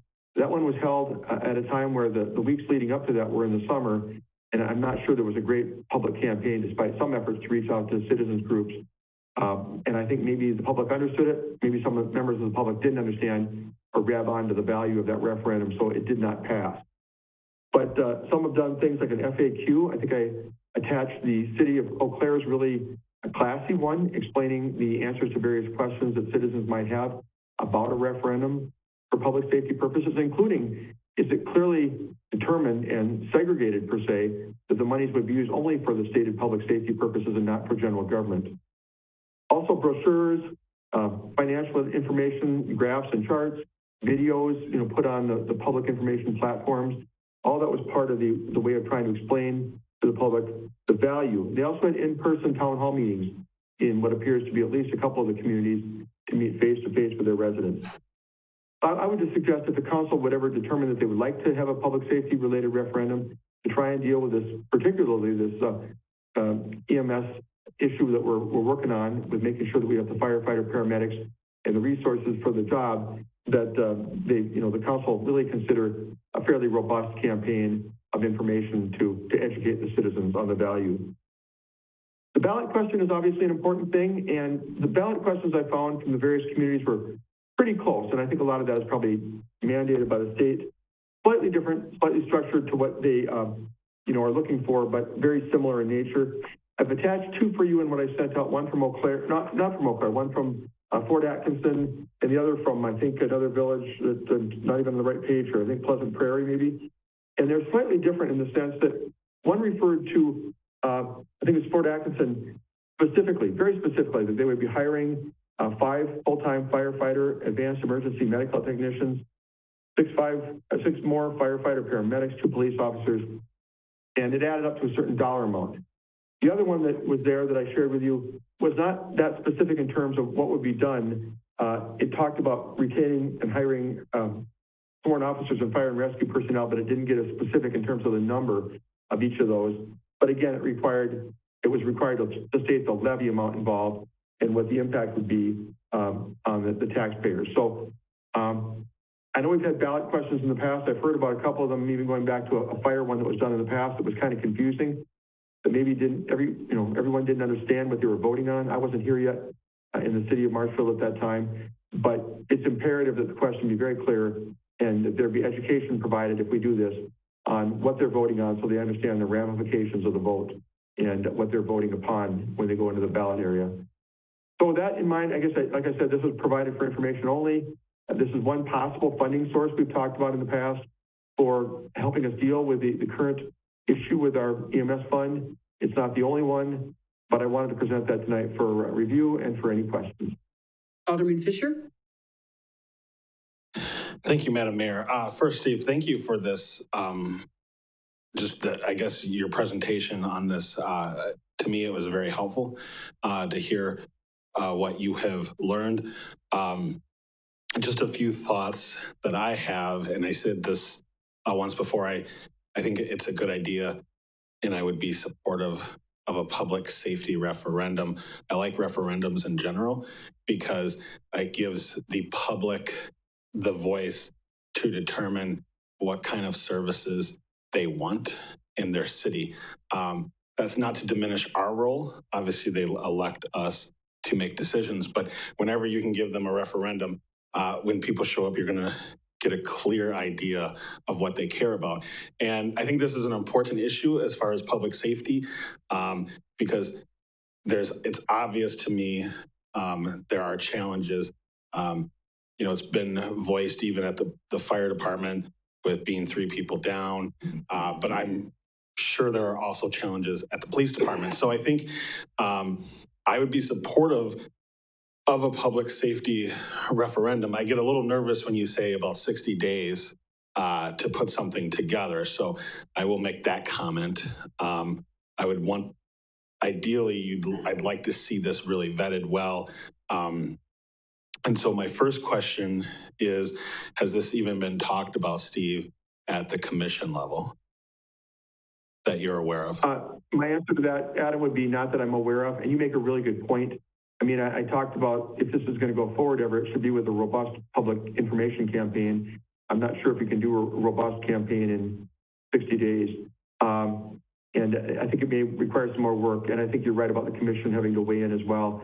The other thing I might add, and I think most of you are aware of it, that it appears that the school district is moving forward with a referendum of a much larger size than this, with whatever this would be from us for the April election. So from a timing perspective, we may not want to look at April, even if there's a desire to move forward with a public safety referendum here at the city. If I may follow up, Madam Mayor.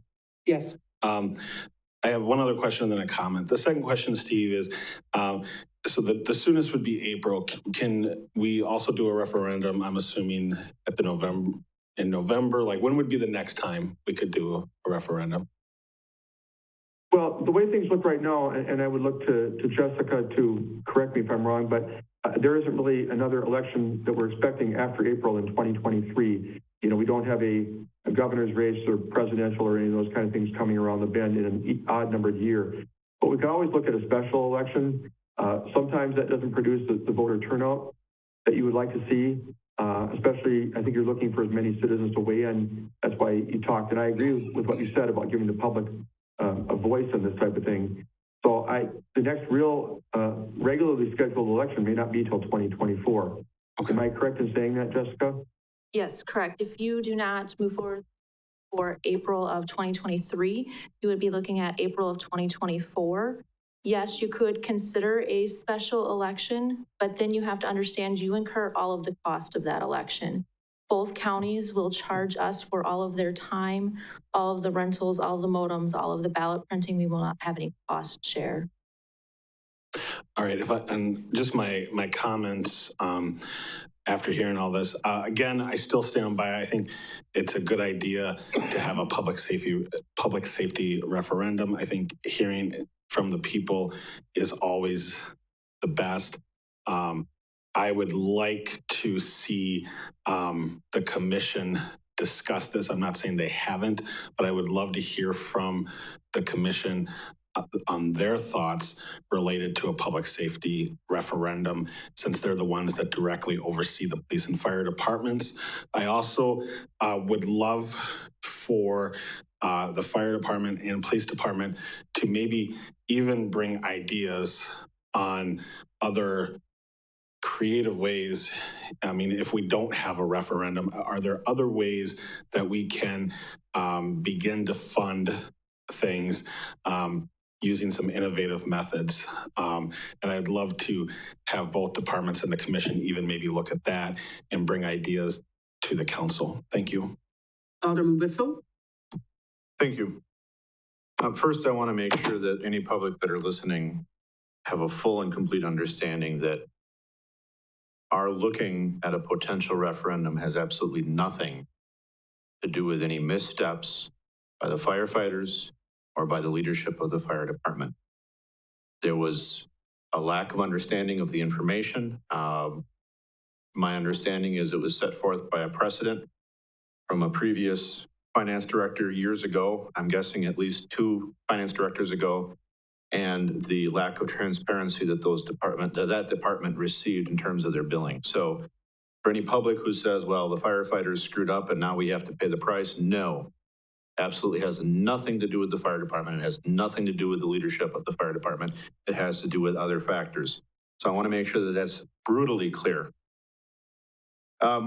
In the midst of our discussing the budget, the crisis and the situation of we're short 3 firefighters, and oh, by the way, we're also going to cut a bunch more money out of your budget. which I find very painful, resulting actually, if I'm doing my math correctly, in about a $350,000 reduction to the department between the 3 firefighters and the now proposed $50,000 additional cut. The idea that how quick can we get a referendum and can we get it done in April and then can we get the money? Well, I want to slow the train down a little bit here. Because first of all, and forgive me if I'm wrong here, but if we were to pass a referendum in April, I don't think we can then put our hands out and say, okay, taxpayers, pay us now. I think that then doesn't actually happen until the following year. So I don't want to rush. Now, what concerns me or what bothers me, I guess, is the fact that there is no fall election, which means, well, now we're waiting another year. And then we're waiting yet another 9 months should that pass before any money can come up. So that timing I find to be very unfortunate, but I really don't want to see us slamming something in as quickly as possible. I think there are a couple of factors that caused the street improvement referendum to fail approximately 7 years ago. And I think part of that was the hurriedness of that referendum. How quick can we get that out in front of the voters, and can we get information out to them quickly as well? And I think that was detrimental. In the how to fund EMS meeting that I think the majority of us attended, where we thought there was going to be this great answer of just do this and everything's great, it came back to good luck. There's really not much you can do except a referendum because there's really nothing.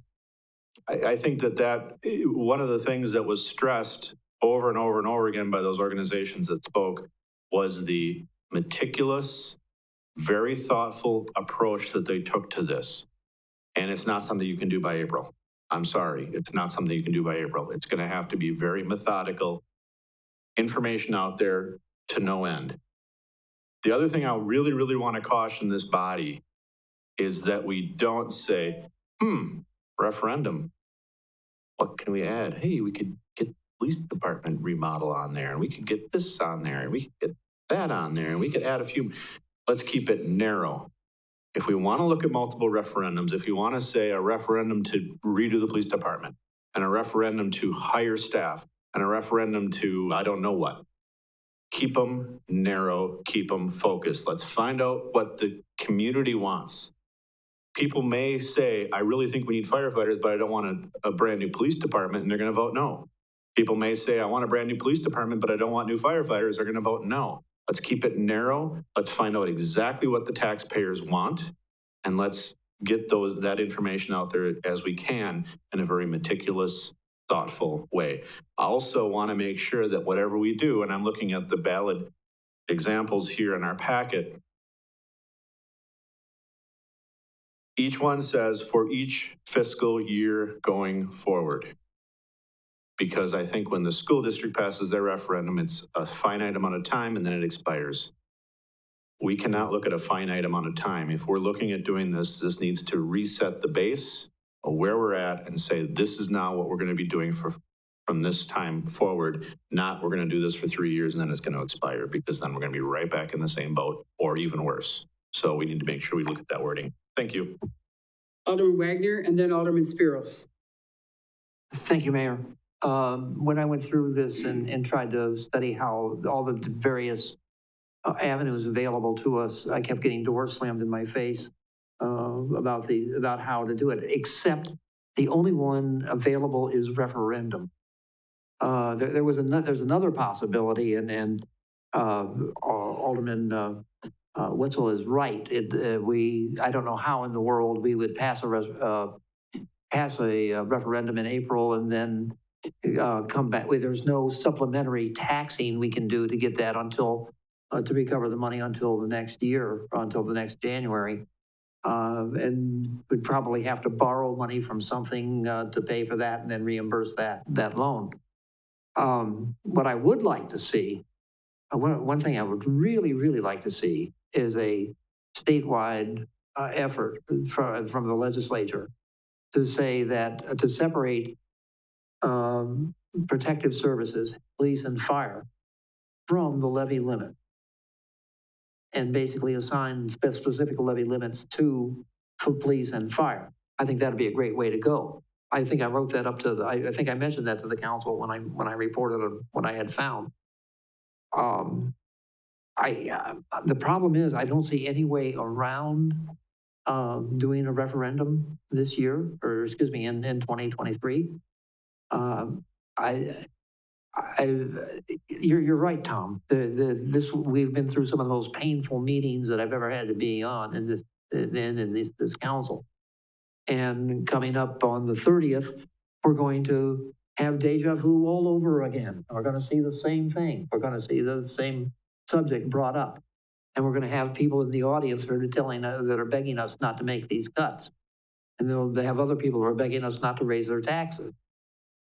But I think formulating the question, as you said, it should be very narrow. That's just part of it. It has to be very, very clear, and it has to anticipate every bloody question that you can imagine to be asked around that question.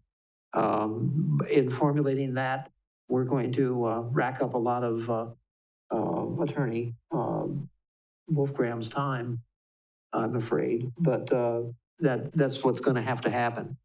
I don't see any alternative. I really don't. And I'm not terribly bothered that the school board is planning on putting the mother of all referendums on the ballot in this next time.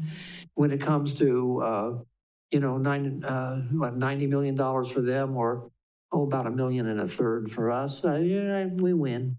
I see that. But I'm not afraid of that at all. And if we have to hire a consultant to do it, let's do it and do it right. I'm all for going forward with it. Alderman Spiros?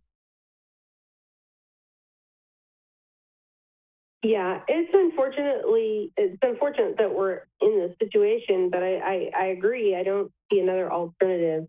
I disagree with Alderman Wagner in the fact that the school board coming to referendum in April does scare me, because people only have so much money. And, if they beat us to the punch and they come to referendum in April and it passes, people are going to feel the sting of that. They're not going to remember, or they're not going to forget that happened. And I feel like that would have a negative impact on our referendum getting passed, because people have limited dollars to spend. So in that respect, I kind of feel like we need to move quicker than later, because I just don't want to be competing with the school. And I think we are going to anyway. And we're going to be behind the 8 ball if we come out later than they do. And that's just kind of how I feel about it.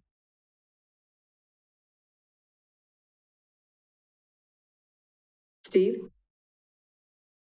Thank you, Mayor. I just want to go back to an earlier point that I think Councilmember Witzel brought up regarding, are there other opportunities, other ways to raise revenue. I just want to commend Pete and Steve Bakos and Everett, who I think are probably all in the audience right now, for the work that they've done. Because if you think back earlier in the fall, Pete brought forward that proposal to instill some fees on the fire side for inspections and false alarms and certain other things. And anything that helps fire really helps the entire operation of fire and EMS. So, he's done a great job there. They've been combing, we talked about grants a few minutes ago.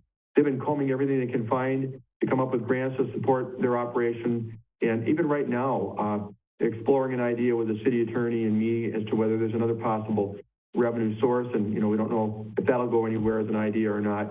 But they really are working hard, and I want to applaud them.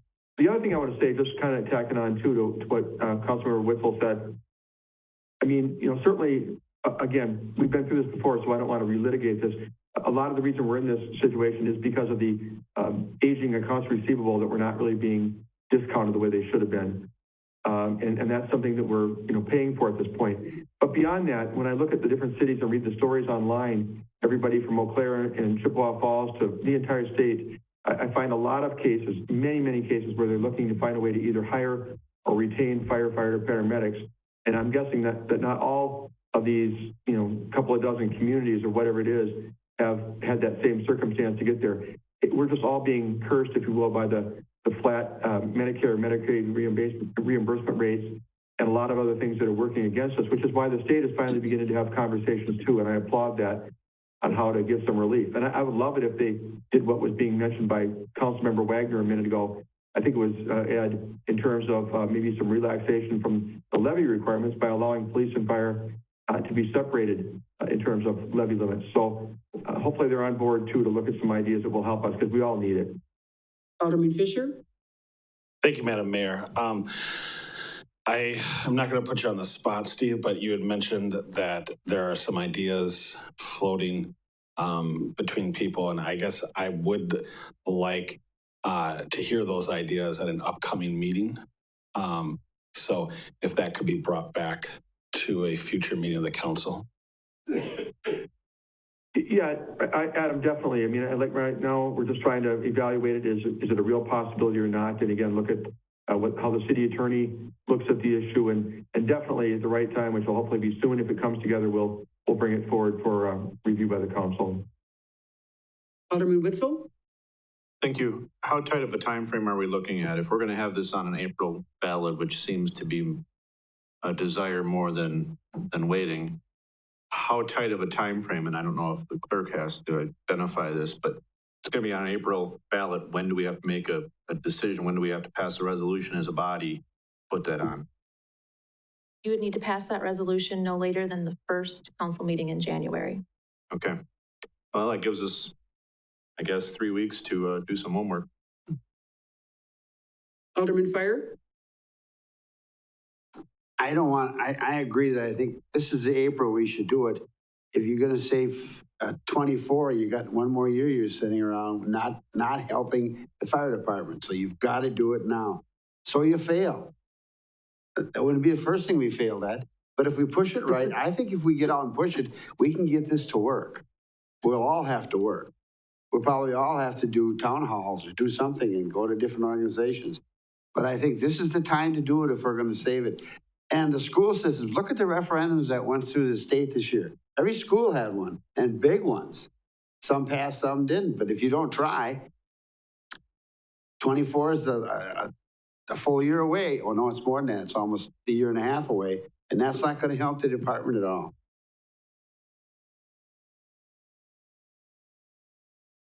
Alderman Tompkins? Thank you. This is just a logistical question. If we needed to vote on this the first council meeting of January, does this need to be written beforehand? So is that even possible to have this written? I'll defer to the attorney, but I think we would be looking at getting him direction to help draft the resolution. And I don't know if you want input from the Police and Fire Commission first, or if you would like to give them direction or how you would want to do that.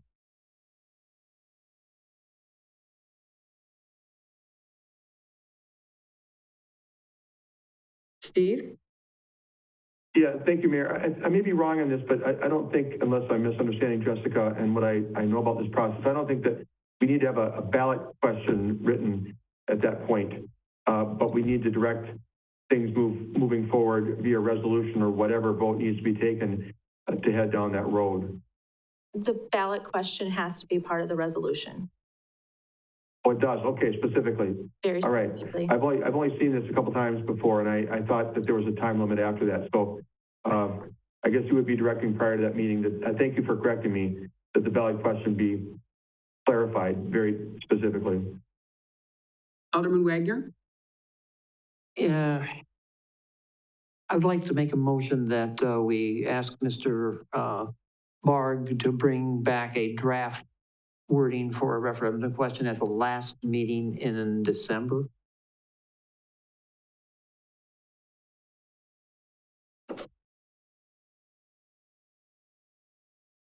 I love silence, but not that much.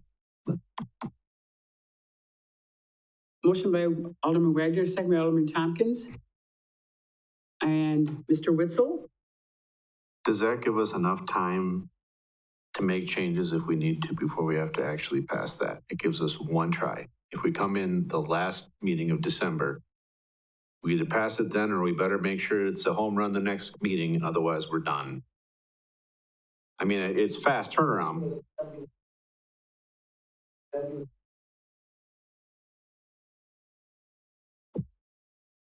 This will give us the first meeting in January to make any refinements to the question. Also, by putting it off till the last meeting in December, which we're going to change the date on here, by the way,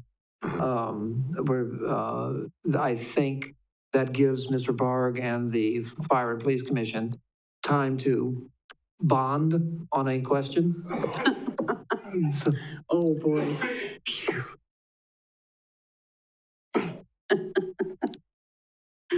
Holy moly. And we'll hear from the floor. We have, excuse me, the Police and Fire Commission has yet If you to, state your name, please. William Penker, Vice President, Police and Fire Commission. Thank you. The December meeting is yet to be held. That would be coming up 15th. So we will be meeting at that point. This will be an item of discussion. Now, how that is going to fit in with the timelines that you were suggesting, that nobody's going to know. Time is of the essence if you're looking at April, but organization is also of the essence if you're going to be looking at April. So who is going to be doing the organizing? That's a question you have to answer. You have the legislative responsibility. You have the financial and legislative responsibility. So is the finance, budget, and personnel going to do the organizing? Is the Common Council going to do the organizing? Are you going to assign a referendum committee if that's the way that you want to go? That's a question that has to be answered. The other thing that we have to look at, Mr. Fire notes, try. If we lose, we try again. But whatever the outcome in this, please remember 4 letters. And my colleagues over here will recognize these. If you're going to do a successful referendum, or hopefully one that, if it fails, it comes close to succeeding, financing, logistics, operations, and planning. If you cut off the other letters, what do you have? You have FLOP. That's flop. If you don't do this right, you don't have the correct organization. You don't have a designated leader, and then people that are in charge of various items, such as liaison with the public, press releases, developing brochures, and so forth, organizing meetings. Then what do you have? You have a failure, and you wind up with FLOP. So please keep that in mind. Who's going to be in charge? Who's going to run it? And what is your timeline going to be? Thank you. We have a motion on the floor by Alderman Wagner, second by Alderman Tompkins, and Alderman Spiros, and then we'll take Steve. I was only going to make a suggestion that perhaps the Fire and Police Commission could move up their meeting from December 15th to a week before if they feel like there's going to be a problem with the time constraint.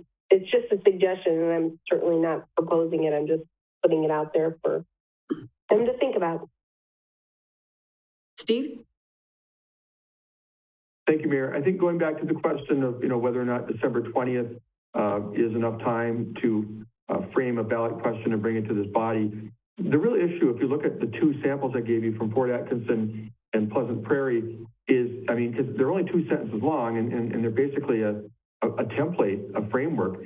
It's a matter of what we're asking for. Is it as clear and simple as, shall we be authorizing the hiring and retaining of 3 full-time firefighter paramedics? If that's the case, we can certainly put a dollar amount to that and show how much the levy would have to be increased. What are they voting on to increase their taxes, so to speak, to make that happen? Is it more than that? Is it something different? It's all about the wording of specifically what we're requesting to be part of this. So, I can certainly put together something to bring you. That's not going to be real hard. The bigger question is going to be, what is the specific ask?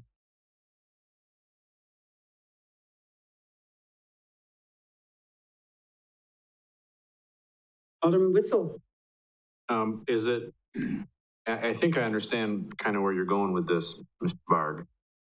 Are we looking at simply identifying that we need 3 firefighters? I guess I don't know, but apart from that, you can plug in some numbers for now. We could say, exceeding the levy limits to provide 3 firefighters at the cost of X amount. And then when we debate this in the end of December, if we find that we don't like those numbers, we can always, I suppose, make some changes and then take final action in January. But is that what you're trying to get at, Steve? Yeah, kind of. And we can have some staff level conversations, and I think the PFC discussion will help too in terms of what might be a reasonable ask and bring it back to this body. And I would suspect on the 20th, we'll be refining it. I mean, I wish we could come back to you on the 13th. If Rebecca's comment would come into play where the PFC could move up their meeting, that'd be wonderful. I'm a little concerned. Here's kind of the tightrope you walk on these as far as I can tell. You don't want to overinflate the ask or you're going to make it a hard sell. On the other hand, you don't want to come back to the well a year or two later and try and increase it. So the question is, what are we reasonably asking for what we think will help stabilize this as part of a package? And that's going to be the key. So any discussion that can be held behind the scenes or in front of the scenes is a good one. If I may conclude, thank you. I guess when I look at the information that's been provided by the chief regarding the number of calls and the current staffing, I don't think 3 is enough, personally. I think we go for 6. It's still under $1 million. Spread out amongst all the taxpayers, it's not a huge ask. I guess that's my gut, but I'll leave it up, and I don't know that that's necessarily germane to our current action that's to be taken. 2 points. One, is it the consensus of the Common Council that you would like to see the commission meet sooner rather than later? Yes. Okay.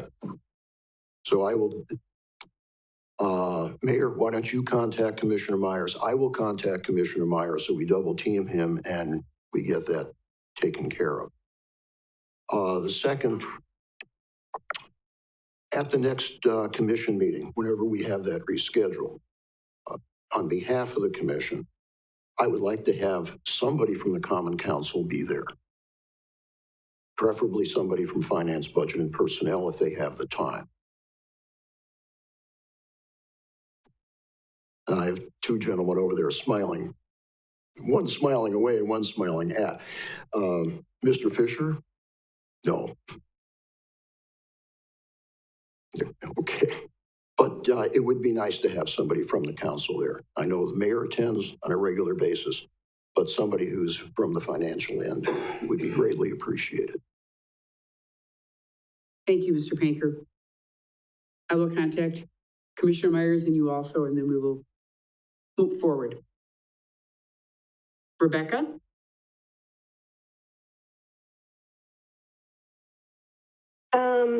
So Steve, I'm just trying to clarify this in my head too.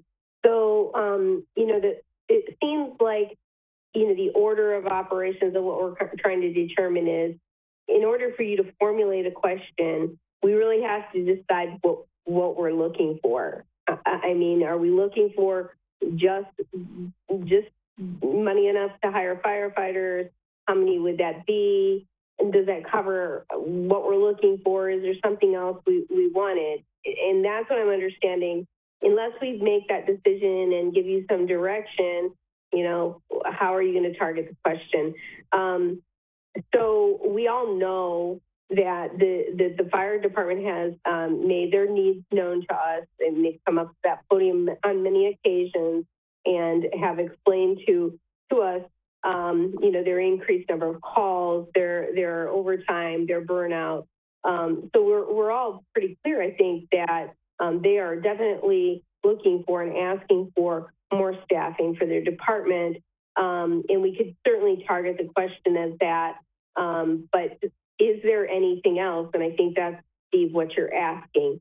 Is there anything else as a council or otherwise sitting here that has come to mind, or if our police chief and fire chief are there, if they could come to the podium and we can kind of get a feel for what they're thinking. I'm not sure if they're in the room or not, but, and I believe the PSC also needs to kind of know that information. I would suspect that's why Mr. Pinker is asking for someone from Finance and Budget to be there, to give a further direction on what we would really be going to the public for. Because in order for Steve to formulate that question, he has to have a direction of what we're looking for. Steve, go ahead. I asked you the question. Thanks, Rebecca. We're both remote and seeing each other on camera here. I think what I would say to that is, I would want to meet with Pete and Jennifer and perhaps others to try and look at some of the options. And we can bring you choices. I mean, one of the choices might simply be 3 firefighter paramedics, and that dollar amount is $310,000 or whatever it is. And the others might include more than that. What I said before about a dollar amount and maybe looking at all the options and all the issues is I don't like to come back to the well. I think I used that phrase before. I don't want the council and staff coming back in a year or two and saying, you know what, we said $300,000 would cover it, but that's not gonna do it. We need you to bump that up. So I'm not trying to inflate it, but we should look at the whole picture during the next couple of weeks. Everything we've talked about in the past, administrative allocation, other fees that are possible, and try and get a sense of what we really need to ask from the public before we're going to go out there and sell this as a long-term beneficial thing. Because as was said earlier, this is going to be annual. If it's 400,000, it's going to be 400,000 additional year after year. Do we feel comfortable that that's going to really make inroads to where we want to be? Alderman Fisher? Thank you, Madam Mayor. 2 things. One, I think we need to get back to the motion. So the motion is to direct Steve to bring a resolution to the council. If I remember correctly, we did not, or the question, we did not direct him on what that question should be, the wording. If we want to do that, we can amend the motion. But right now, the way the motion stands, and I'm supportive of it, is have Steve come back with something.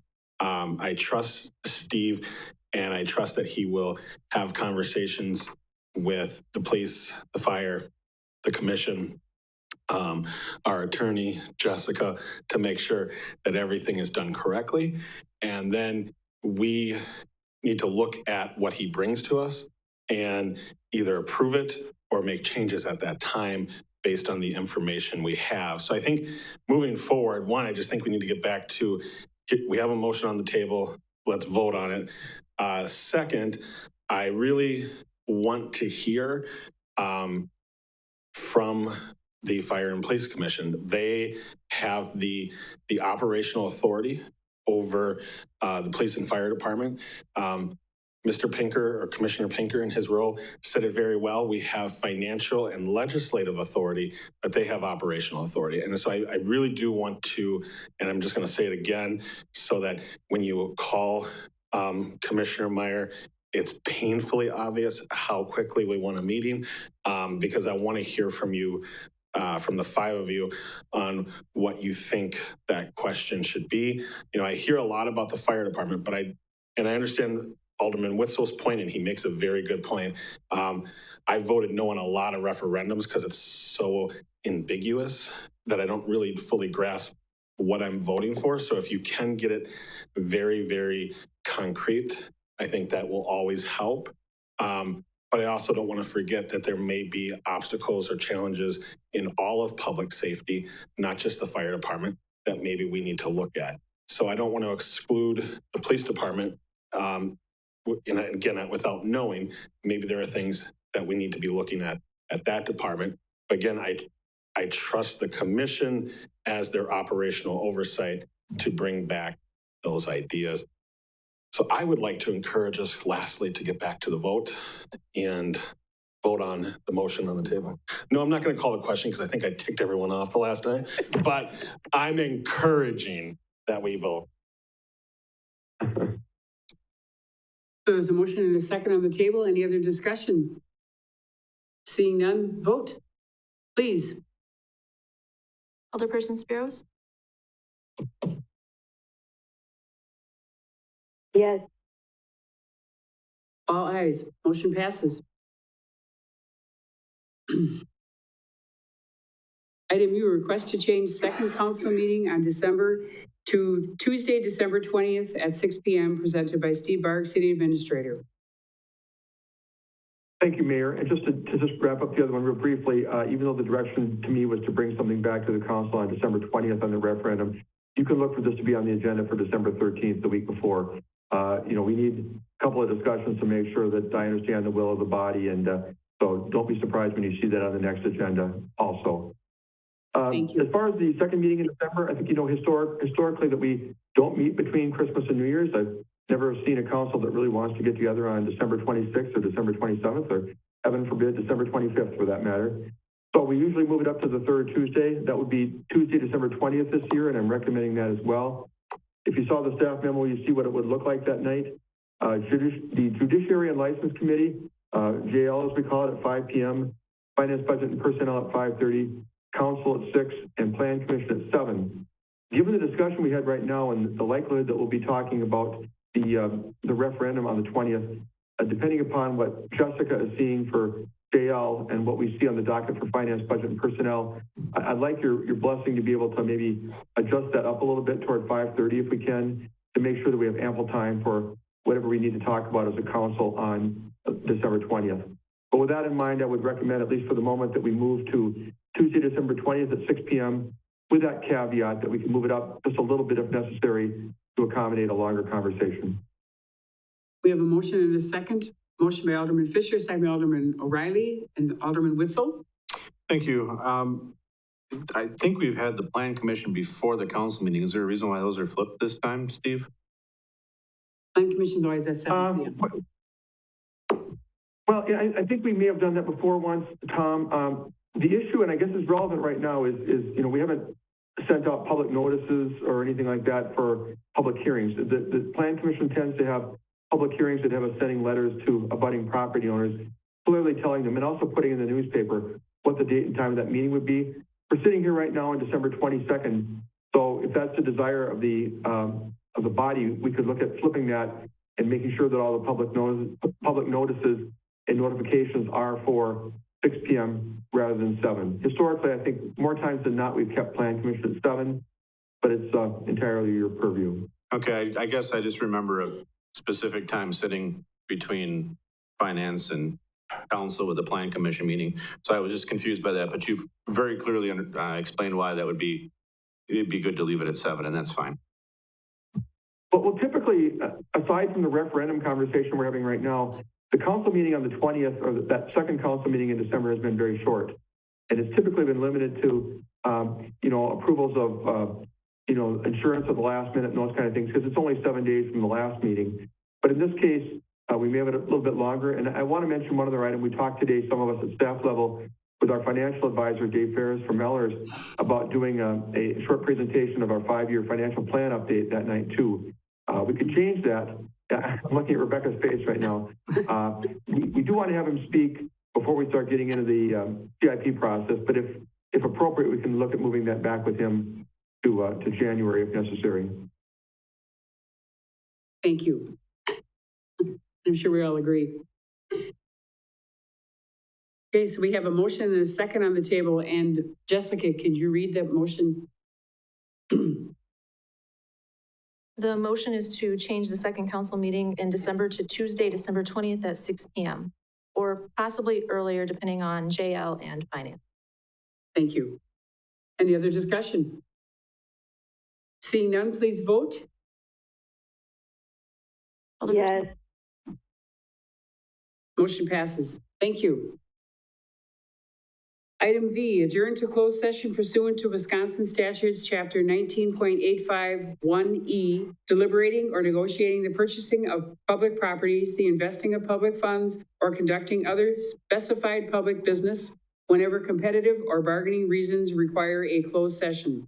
Possible financial assistance for development projects, 2 separate requests, and closed session under Wisconsin statute, chapter 19.851G, conferring with the legal counsel for the government body who is rendering oral or written advice concerning strategic to be adopted by the body with respect to the legislation in which it is or it likely to become involved.